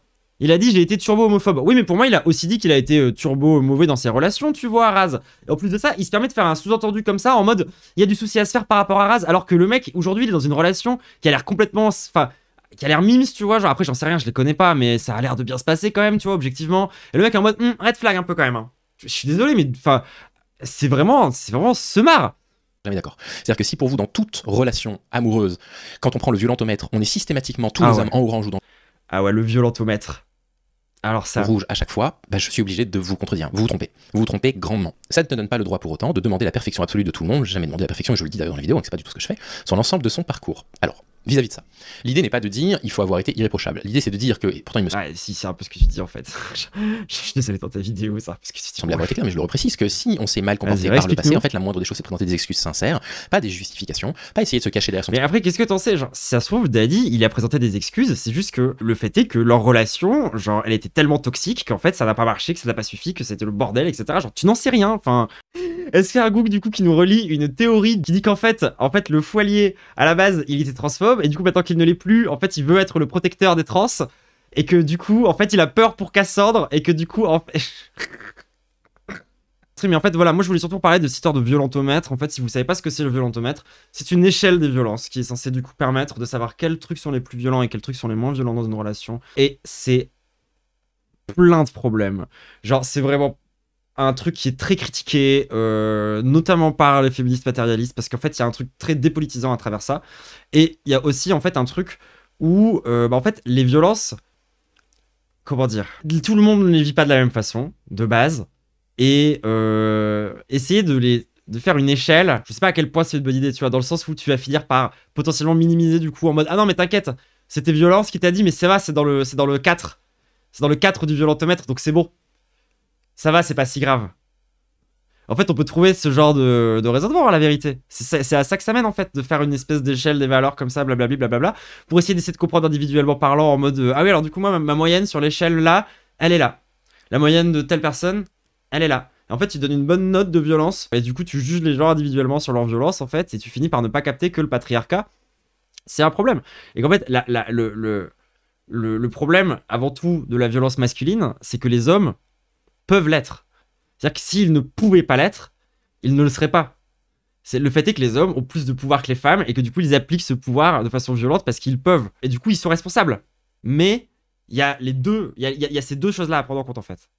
C'est aussi parce qu'ils peuvent. C'est parce qu'un mec, il peut avoir un ascendant de baiser que derrière, en fait, la relation va être toxique. Bref, le violentomètre, un énorme problème. Bon, il va être grand temps de s'attaquer à Nathalie. Et alors, du coup, je vais quand même faire... Genre, c'est bon, j'en ai marre du Foilier, là, c'est bon, je dis ce que j'avais à dire. C'est ce que je l'ai dit. Donc, je l'ai dit. Bon... C'est parti pour la bagarre. Et je rappelle encore une fois, je repue mon trigger warning, je m'en fous. Là, moi du coup, je pars pour m'attaquer à Nathalie. Je pense que, enfin, la nana, genre, elle va me cancel, c'est sûr, tu vois, c'est pas grave, on s'en fout. C'est un 1v1, d'accord? Je rappelle, n'allez pas l'insulter, n'allez pas dire que c'est une vilaine raciste, n'allez pas dire que c'est ce genre de... on s'en branle, d'accord? Là, c'est moi qui suis en train de créer du discours sur elle, ok? C'est pas vous qui êtes en train d'essayer de régler vos comptes non plus. Qu'on se mette bien d'accord. Maintenant que ça c'est dit, bagarre. Recontextualisation, du coup, de ce drama. Qu'est-ce qui s'est passé? Il y a Tata Drapi. Pour les gens qui connaissent pas, c'est une meuf vraiment cool sur Twitch qui fait des... comment ça s'appelle? Qui fait des trucs un peu de divertissement, genre elle met de la télé-réalité et tout, ou des émissions sur les tatouages. Moi, lorsqu'elle était dans sa tatouage era, je lurkais beaucoup chez Drapi, vraiment, franchement, c'est une queen de ouf. Genre vraiment, gros shout-out. Et donc, ce qu'elle a fait, c'est qu'elle a sorti, enfin, elle a fait 2 lives. Donc, en gros, il y a un premier stream, donc qui est celui-ci. Voilà, donc c'est elle. Et en gros, ce qu'elle explique dans cette vidéo-là, c'est que j'ai vu... c'est que, en fait, il y a plein de gens qui sont allés la voir après, du coup, le live de Dany de On est cancel, et qui sont en train et qui lui ont envoyé genre force, j'espère que tu te remets, etc. Et en fait, genre, bah elle était en mode, mais et moi tout va bien. Enfin, genre, moi c'est des gens avec qui je m'entends encore bien aujourd'hui. Et du coup, en fait, elle a fait un stream où elle est revenue du coup sur leur période quand ils étaient au squat et tout, parce que du coup, c'est une nana qui, moi j'avoue, ça je le savais pas. Qu'en fait, t'as vécu en squat avec eux. Et en fait, c'est. Oui, parce que oui, si je voulais dire, c'est une ex à Dany. Et donc, du coup, plein de gens sont allés la voir comme ça.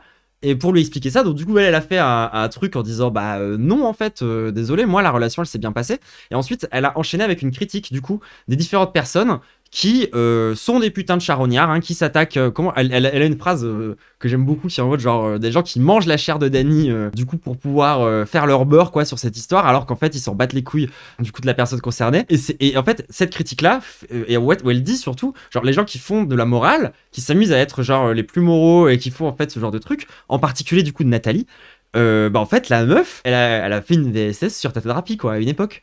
Et elle le raconte vite fait du coup dans son stream où elle dit que genre la nana du coup elle lui a mis des baguettes chinoises entre les ins à une soirée et qu'en fait c'est genre elle témoigne très rapidement de ce truc là du coup dans ce live là. Elle explique qu'il s'est passé ça du coup à ce moment là. Et alors la réaction de Nathalie, elle a été horrible, hein.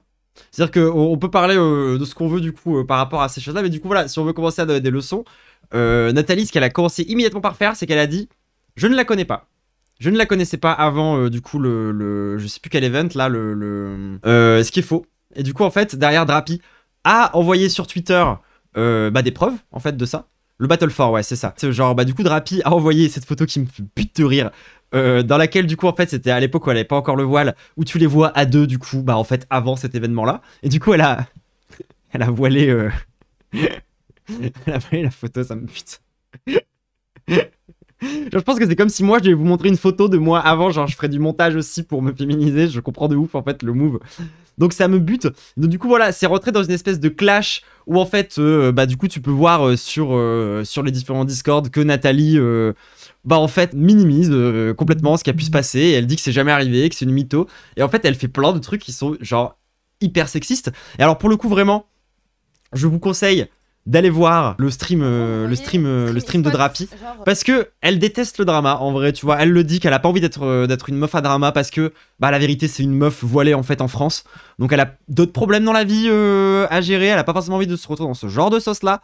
Par contre du coup vu que Nathalie a quand même fait de la merde, bah Drapi elle est partie en 1v1, puis un vénère, hein, en mode ah ouais on va régler nos comptes. Attends, Nat c'est qui? C'est une streameuse / créatrice de contenu féministe sur les réseaux qui est quand même plutôt grosse, hein, c'est une des plus grosses je pense aujourd'hui, tu vois, et qui reçoit quand même pas mal de critiques, notamment sur le fait que bah c'est un peu une white femme quand même à plein de moments, on peut le dire, tu vois, et qui supporte pas cette critique et qui du coup décide de cancel à peu près tous les gens qui lui pose problème, bah notamment Drapi en fait, hein, qui du coup techniquement parlant a subi un harcèlement du coup de la part de cette meuf, parce que en fait, elle explique du coup dans son stream, c'est qu'à un moment donné, elle a participé à cet événement là, le Battle for là, le truc de tout à l'heure, et où en fait ça s'est mal passé parce qu'il y a une nana qui s'est plaint du fait que en gros on lui avait pas remboursé le train, et t'as Drapi qui en fait était en mode ah ouais non mais attends c'est un peu abusé quoi, genre c'était un événement caritatif et on était dans un hôtel 5 étoiles, c'est un peu abusé de se plaindre du train, et du coup et à partir de là en fait Nathalie a pété un plomb et la cancel, et elle s'est retrouvée sur des banlistes de plein de streamers comme ça. Coup de Drapi genre elle s'est retrouvée dans des banlistes à cause de juste ce clash nul quoi.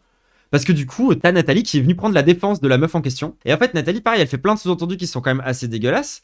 Genre, par exemple, le sous-entendu que, bah, en fait, elle est pas féministe, Drapi. Pourquoi est-ce qu'elle serait pas féministe? Bah, peut-être parce qu'elle a le voile. C'est vraiment ce genre de sous-entendu-là, les gens. Hein. Quand je vous dis que le féminisme libéral, ça dérape très rapidement, ça dérape très rapidement. C'est pas moi qui abuse, hein.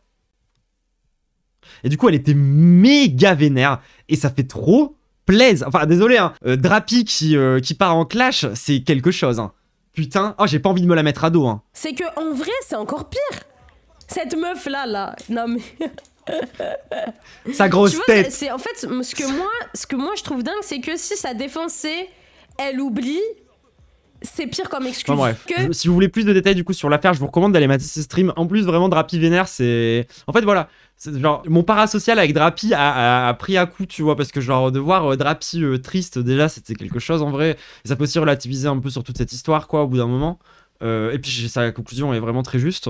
Et ensuite, t'as Drapi colère, quoi. Et c'est aussi un poulet. Enfin, les deux sont vraiment de très bons streams. De toute façon, quoi qu'il arrive, shout-out à Drapi, hein, genre de base. Sur ça, on a eu des trucs qui sont assez justes et qui ont été dits sur Twitter. Ou pareil, genre, du coup, je vous renvoie vers ce qui a été dit du coup du côté de chez Tata Drapi. Et il y a H aussi qui s'est un peu emparé de l'affaire parce que ce qui s'est passé en fait à ce moment-là, c'est que t'avais du coup Game Dolls Advance qui allait faire un événement avec Furax. Et je crois que du coup, moi, je connais pas trop Furax, mais je crois que du coup, Nathalie, en fait, c'est un truc où elle est proche de ce collectif, voire elle en fait partie, etc. Blablabli, blablabla. Et du coup, bah, elle se sentit obligée de réagir en mode, bah, on va pas aller chez Furax alors que, genre, la nana, elle est, genre, un peu low-key raciste quand même, un peu vénère. Et qu'en fait, c'est une agresseuse qui nie, qui est dans le déni, tu vois. C'est assez typique, en fait, genre, de ce qui arrive assez souvent, genre, dans le militantisme entre féministes. Oui, en fait, ce que je voulais dire, c'est que, en fait, la raison aussi pour laquelle les dolls, elles ont réagi aussi vite, c'est que ce genre de truc, qui arrive à Drapi, du coup, le moment où on te dit que, en fait, on te croit pas, où on sous-estime les VSS qu'on peut faire aux personnes trans, etc., en fait, c'est des mécanismes qui sont assez typiques. Y compris, en fait, par exemple, par rapport à cette histoire, ce truc de mettre les baguettes entre les seins. Drapi, elle en parle, elle dit à un moment genre c'est bon, c'est pas un truc qui l'a traumatisé, c'est pas un truc genre horrible ou quoi que ce soit. Après ça reconnaît, enfin c'est quand même une violence sexuelle, tu vois. Et le fait est que c'est vrai qu'il y a plein de meufs cis, avec les personnes trans, avec les personnes non blanches, ils se croient un peu tout permis en mode d'un point de vue tactile et tout, à des moments. Et en fait oui, c'est tout à fait tout à fait le genre de truc qui arrive en fait, c'est tout à fait enfin moi ça m'étonne absolument pas en fait en vérité comme témoignage. Genre, c'est des trucs que j'ai déjà vus en fait. Voilà, il va falloir qu'ils redescendent sur Terre. On n'est pas des objets non plus, tu vois. Je vous laisse aller regarder du coup les tweets de H. Je vous laisse aller regarder les tweets de Drapi. Je vous laisse aller regarder les streams de Drapi si vous voulez plus d'informations par rapport à ça. Ça pour dire, le féminisme libéral, en fait, c'est ce genre de logique, c'est à ce genre de logique que ça finit par mener, si vous voulez. C'est des logiques dans lesquelles, en fait, les personnes les plus privilégiées, bah, en fait, vont être plus parfaites que les autres. Parce que ils auront pas, ils connaîtront, c'est ce que je vous expliqué tout à l'heure en fait. Tu connais moins de violence et donc du coup tu les reproduis moins aussi en fait dans ton entourage. Moi ça me rappelle pas mal, je sais pas si vous avez déjà vu les vidéos d'arcade. Je vous conseille pas mal les vidéos d'arcade. Dans sa vidéo sur Céleste, il y a tout un, j'aurais dû le mettre de côté ce truc là, mais il y a tout un passage justement sur la toxicité dans une relation et sur le fait de diaboliser la toxicité.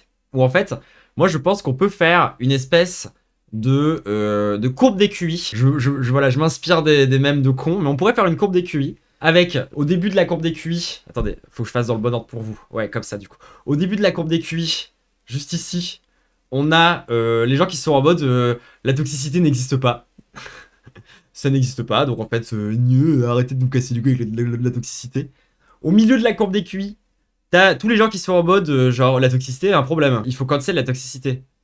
Et genre tout à la fin de la courbe des QI, t'as les gens qui sont en mode écoutez, la toxicité en fait parfois c'est justement, comment dire, c'est l'expression d'un mal-être qui parfois est structurel, parfois ne l'est pas, qui parfois est individuel aussi, parfois c'est un traumatisme qui revient. Diaboliser la toxicité, c'est déshumaniser les gens qui sont auteurs de violence. Mais le problème, c'est que les auteurs de violence, généralement, sont des victimes de violence. Et genre, moi typiquement, dans mon cas, de ce que moi j'ai connu, par exemple par rapport au harcèlement scolaire, normalement ça doit mettre le même truc à la fin et au milieu de la courbe des QI. Bah en fait à la fin et au milieu je dis la toxicité c'est de la merde, donc ça marche mon même. Genre là je dis la toxicité c'est de la merde, au milieu il y a la toxicité un PB, et à la fin il y a la toxicité c'est un peu de la merde, c'est quand même un mauvais prisme. Donc au final si je dis la même chose au début à la fin, donc mon même marche. Et oui, pas clair, c'est vrai. C'est vrai aussi. Ou en fait, il faut repenser la question de la toxicité. C'est de la même façon qu'on a déjà repensé la question, par exemple, du consentement par rapport au consentement éclairé, où en fait, on peut aller plus loin, on peut réfléchir ces questions-là un peu plus loin que juste genre dire oui, en fait, si quelqu'un t'a donné son consentement, c'est forcément bon, tu ne peux pas faire de violence sexuelle sur quelqu'un qui t'a donné son consentement, bien sûr. Qu'est-ce que tu racontes, c'est faux. Voilà, éduquer, toujours essayer d'aller de l'avant par rapport à ces questions-là. Pour moi, de concentrer ta lutte politique autour de la toxicité des gens ou autour de leurs moves qu'ils auraient fait eux en tant qu'individus, c'est un énorme problème. Ok, d'accord, t'as dit ça. Et politiquement, on fait quoi? Toi, tu penses que il y a des individus qui reproduisent des violences et du coup, il faut... et que c'est mal et que du coup, en fait, il faut les en empêcher. Comment tu le règles, ce problème? Avec du punitif, ça ne marche pas. C'est genre prouvé, ça ne fonctionne juste pas. Du coup, tu veux faire quoi? De la formation, de l'éducation? Mais pareil, ça fonctionne pas très bien tout ça. Parce qu'en fait, le problème, il est dans les mécanismes de domination de la masculinité qui sont présents partout autour de nous, en fait. Où, genre, les hommes, non seulement ont du pouvoir, du coup, sur les femmes, de façon matérielle, très directe, y compris dans la façon dont le corps est construit, blablabli, blablabla, parce que oui, le fait que les femmes soient beaucoup plus fragiles et faibles physiquement que les hommes, c'est pas qu'un truc purement biologique, hein, c'est aussi un construit social, hein. Enfin, il y a vraiment des logiques derrière qui montrent que si t'as une société dans laquelle tu les élèves pareil, à la fin, d'un point de vue musculaire, il n'y a pas une différence qui est aussi frappante et aussi forte que ce qu'on a maintenant. Et putain, j'ai encore perdu le fil de ce que je pensais. La toxicité, c'est l'expression de la souffrance qui s'opprime. Oui, voilà, c'est ça. La toxicité, c'est avant tout... C'est à la fois, du coup... voilà, c'est ça que je voulais dire. C'est à la fois l'expression, du coup, de ces violences, etc., qui sont présentes à l'intérieur de nous, mais c'est aussi l'expression d'une éducation. Parce qu'en vérité, il y a une éducation qui s'appelle, Orio, la culture du viol, dont on parle quand même assez souvent, qui fait qu'en fait, les meufs, non seulement se laissent faire quand elles sont victimes de violences, voire ne se rendent pas compte qu'elles sont victimes de violences, voire parfois finissent même par romantiser ces violences, et par les fantasmer, et par limite en vouloir en fait, et par du coup se nourrir de cette toxicité là quoi. Tu peux pas genre avoir un prisme politique, tu ne peux pas avoir une lutte politique autour de la toxicité pour toutes ces raisons là en fait. D'autant plus que, ben, je suis désolé mais de fait, tu vas forcément finir par avoir des discours potentiellement en fait qui vont être plus ou moins racistes, qui vont être plus ou moins transphobes. Parce que de fait, par rapport à ce que je vous ai expliqué autour de la violence structurelle et de la reproduction de ces violences-là, toutes les personnes les plus marginalisées, en fait, deviennent violentes, deviennent toxiques. On est toxique. Voilà. Bah oui, ils sont toxiques. Ok, ils sont toxiques. Peut-être qu'ils sont toxiques parce que genre aussi, ils sont suicidaires, borderline, et qu'ils sont traumatisés jusqu'aux yeux, tu vois. Mais en fait, il faut être capable de le voir pour tout le monde, ça aussi.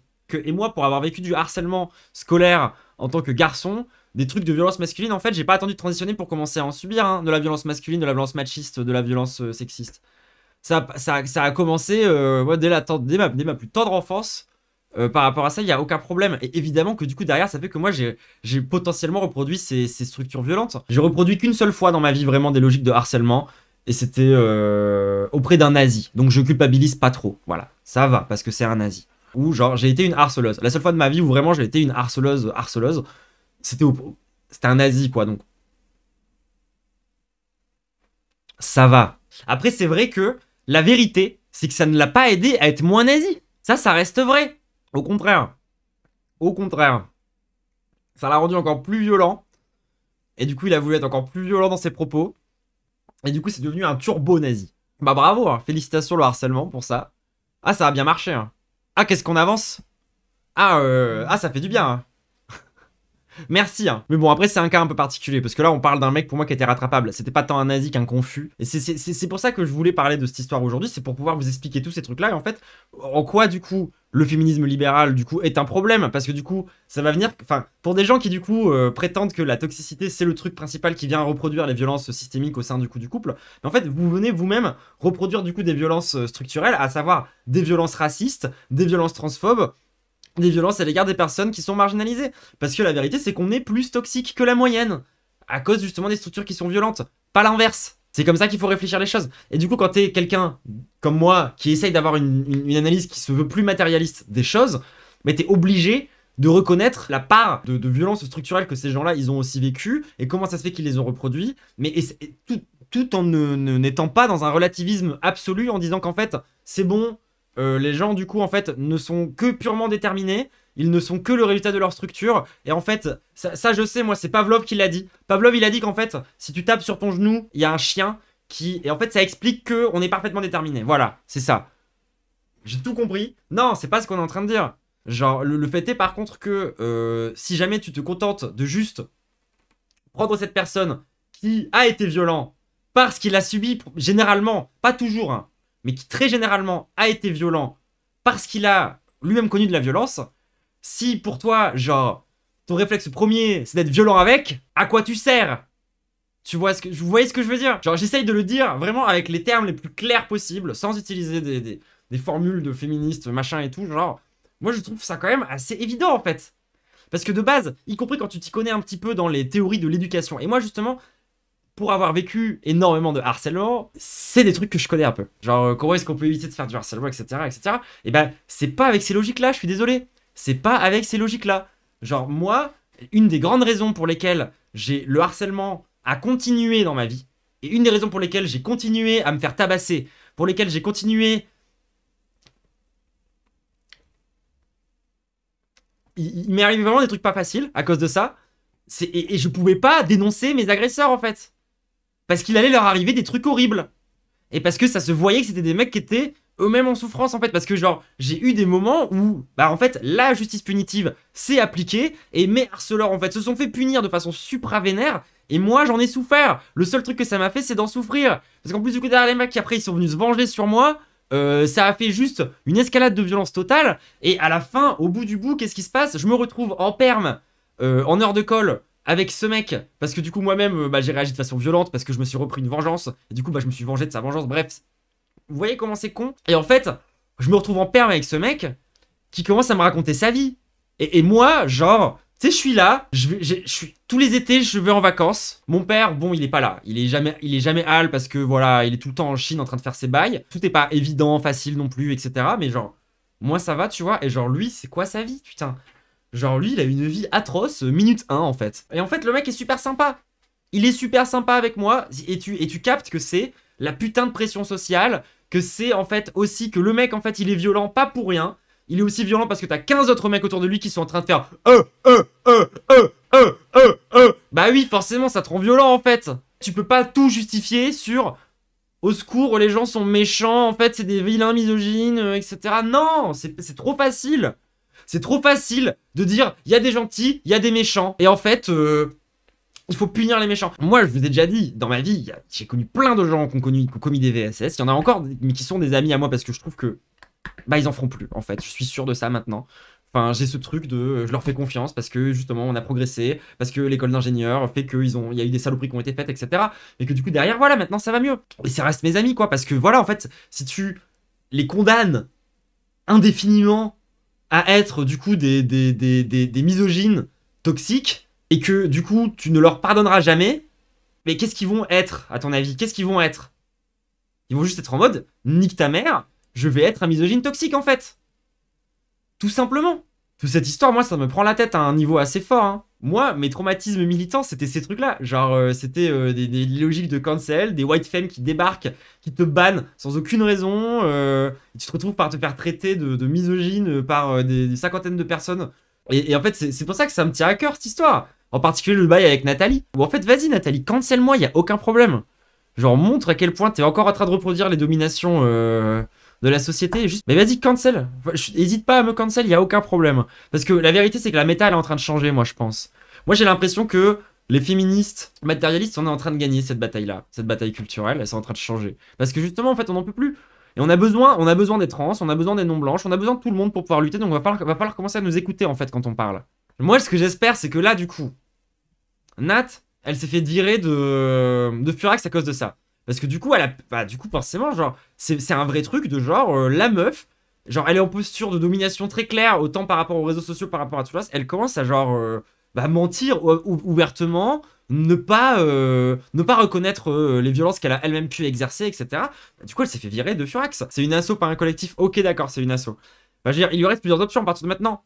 Soit elle devient Marguerite Stern et Dora Muto, et qu'elle persévère du coup dans son féminisme libéral en voulant cancel tout le monde et en étant moralement supérieur à tout le monde. Soit il va falloir qu'elle réfléchisse un peu et remettre en question ses propres biais racistes, ses propres biais, tu vois, genre par rapport à ça. Et aussi ses propres biais en tant que meuf blanche et qui du coup, de fait, a une forme de domination qu'on est obligé de qualifier de raciste. Pas probable quand même, bah je sais pas en fait, si. Au bout d'un moment, il faut... Alors, les gens, faut avoir cette posture avec tout le monde par contre. Hein.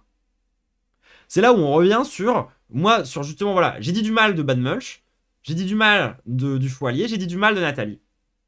Je pense que c'est des gens qui peuvent aller de l'avant. Moi, là, si je fais ma vidéo maintenant, encore une fois, c'est pas juste pour me moquer gratuitement, par exemple, du Foilier, c'est pour qu'ils la regardent et pour qu'ils se remettent un peu en question.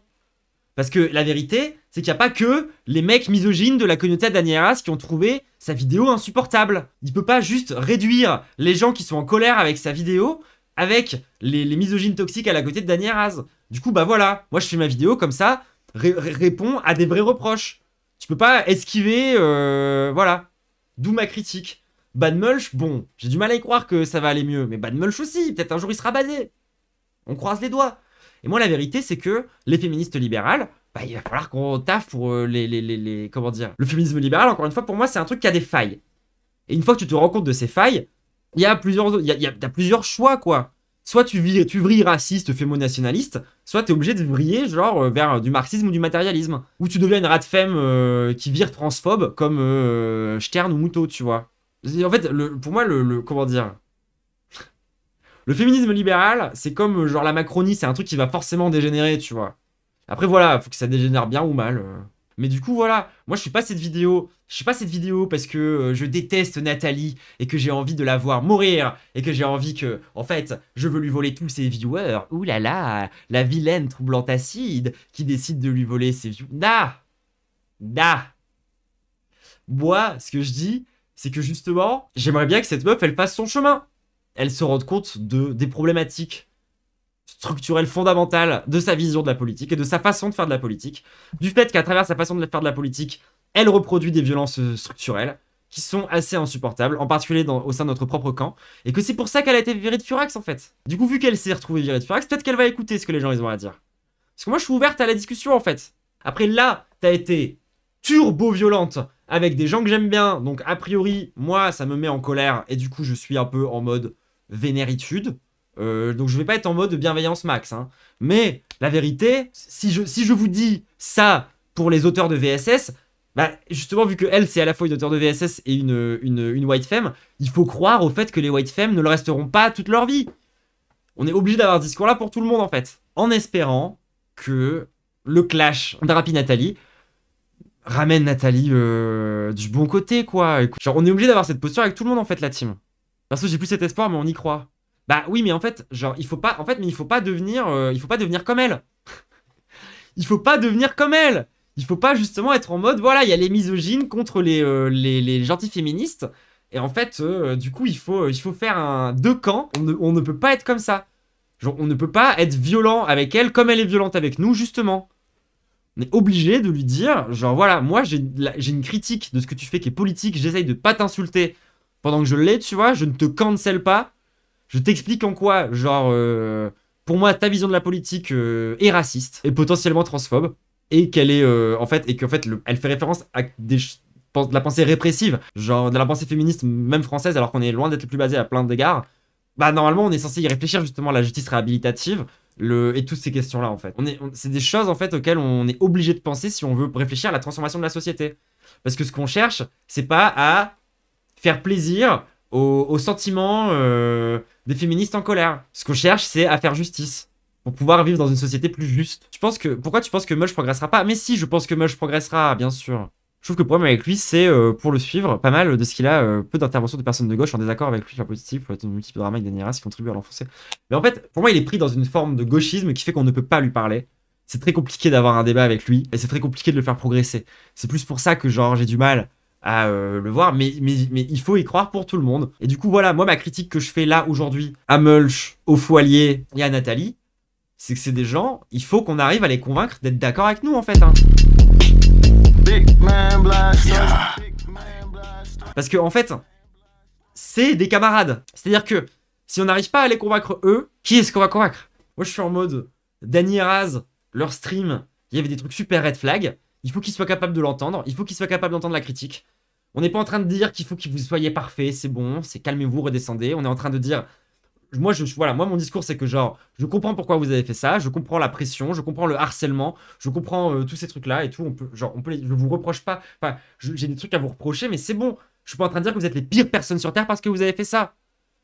Et par contre, genre, faut qu'ils soient capables, eux, d'écouter du coup ce que nous, on a à leur dire de ce qu'on leur reproche dans ce stream-là. Et les gens qui les attaquent de façon insupportable et qui tentent en fait, genre, et qui en fait, finalement, sont tous super égoïstes, quoi. Mais je suis désolé, mais genre, si je résume quand même la situation, je veux dire, à la fin, t'as quand même Bad Mulch qui du coup est en mode... En fait, non, c'est moi la vraie victime. Moi aussi, j'ai été une victime. Ah là là, moi aussi, j'ai été victime de Dany Raz. Moi. Tu te retrouves avec le fou allié qui est en mode. Alors en fait, moi, en fait, moi, je suis parfait. Moi, je n'ai pas provoqué cette. En fait, non, ce n'est pas normal. Ce n'est pas normal. La preuve que ce n'est pas normal. Moi, je ne l'ai pas fait. Moi, je ne l'ai pas connu. Donc c'est bien la preuve que ce n'est pas normal.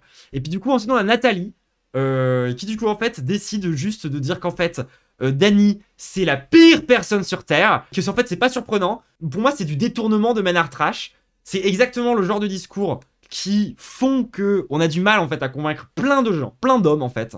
Parce que justement, eux, ils voient des gens qui leur font la morale, ils voient des gens qui sont supérieurs et qui sont en mode, qui se pensent plus clean et qui du coup sont capables de leur dire comment mieux se comporter, comment ceci, comment ci. Mais en fait, comment tu leur parles à ces gens-là? Comment tu leur parles si de base, tu penses que t'es moralement supérieur à eux parce qu'en fait, toi, tu t'es déconstruit, parce qu'en fait... Toi, tu as fait cet effort-là. Mais en fait, c'est super red flag. Parce que si t'es convaincu de ne pas reproduire les violences, bah quand tu vas le faire, tu t'en rendras pas compte. Parce que du coup, t'es convaincu qu'en fait, tout va bien. T'es déconstruit. Donc en fait, c'est dangereux aussi de penser comme ça. Enfin, genre juste... Il va falloir partir d'un truc très simple. C'est que, sous le patriarcat, dans le capitalisme et dans le racisme, avoir des relations saines et pas toxiques, c'est quasi... impossible, tout simplement. Donc en fait, si vous voulez que les gens ils arrêtent de l'être, c'est sur ces trucs-là qu'il va falloir lutter. Et tout ça, c'est la même chose. Tout ça, c'est de la lutte des classes. Le patriarcat, c'est de la lutte des classes. C'est juste que les femmes, elles sont reliées à une classe, les hommes aussi en fait. Mais c'est des classes sociales en fait. La race, c'est pareil, c'est des classes. La classe des blancs, la classe des non-blancs. C'est de la lutte des classes. Tout ça, c'est sur ça. Donc si vous voulez que les choses s'améliorent, il va falloir améliorer ça en fait. Je suis désolé. Il va falloir arrêter de faire la morale à tout le monde. Il va falloir arrêter d'essayer d'être l'homme le plus déconstruit du monde pour être certain qu'en fait... Parce qu'en plus de ça, je suis désolé. Mais moi, la vérité, quand je vois des profèmes qui sont en mode « Je suis un homme déconstruit », la vérité, c'est que moi, j'entends des gens qui me disent « En fait, moi, je fais le maximum de tout mon possible pour pouvoir être le plus safe possible. Comme ça, du coup, les femmes se sentent bien avec moi et donc, du coup, j'ai accès à plus de femmes. » Je suis désolé, moi c'est ça que j'entends en fait. C'est que j'arrive pas à me détacher de cette image-là un peu. Je trouve ça hyper red flag. Voilà, si on veut parler de red flag, et si on veut parler de violence, genre, je suis désolé, faire des sous-entendus dégueulasses tout le long de sa vidéo, c'est de la violence en fait. Bon, je pense que j'ai dit ce que j'avais à dire par rapport au féminisme libéral, en quoi c'est un problème. Et on a un deuxième train du scam.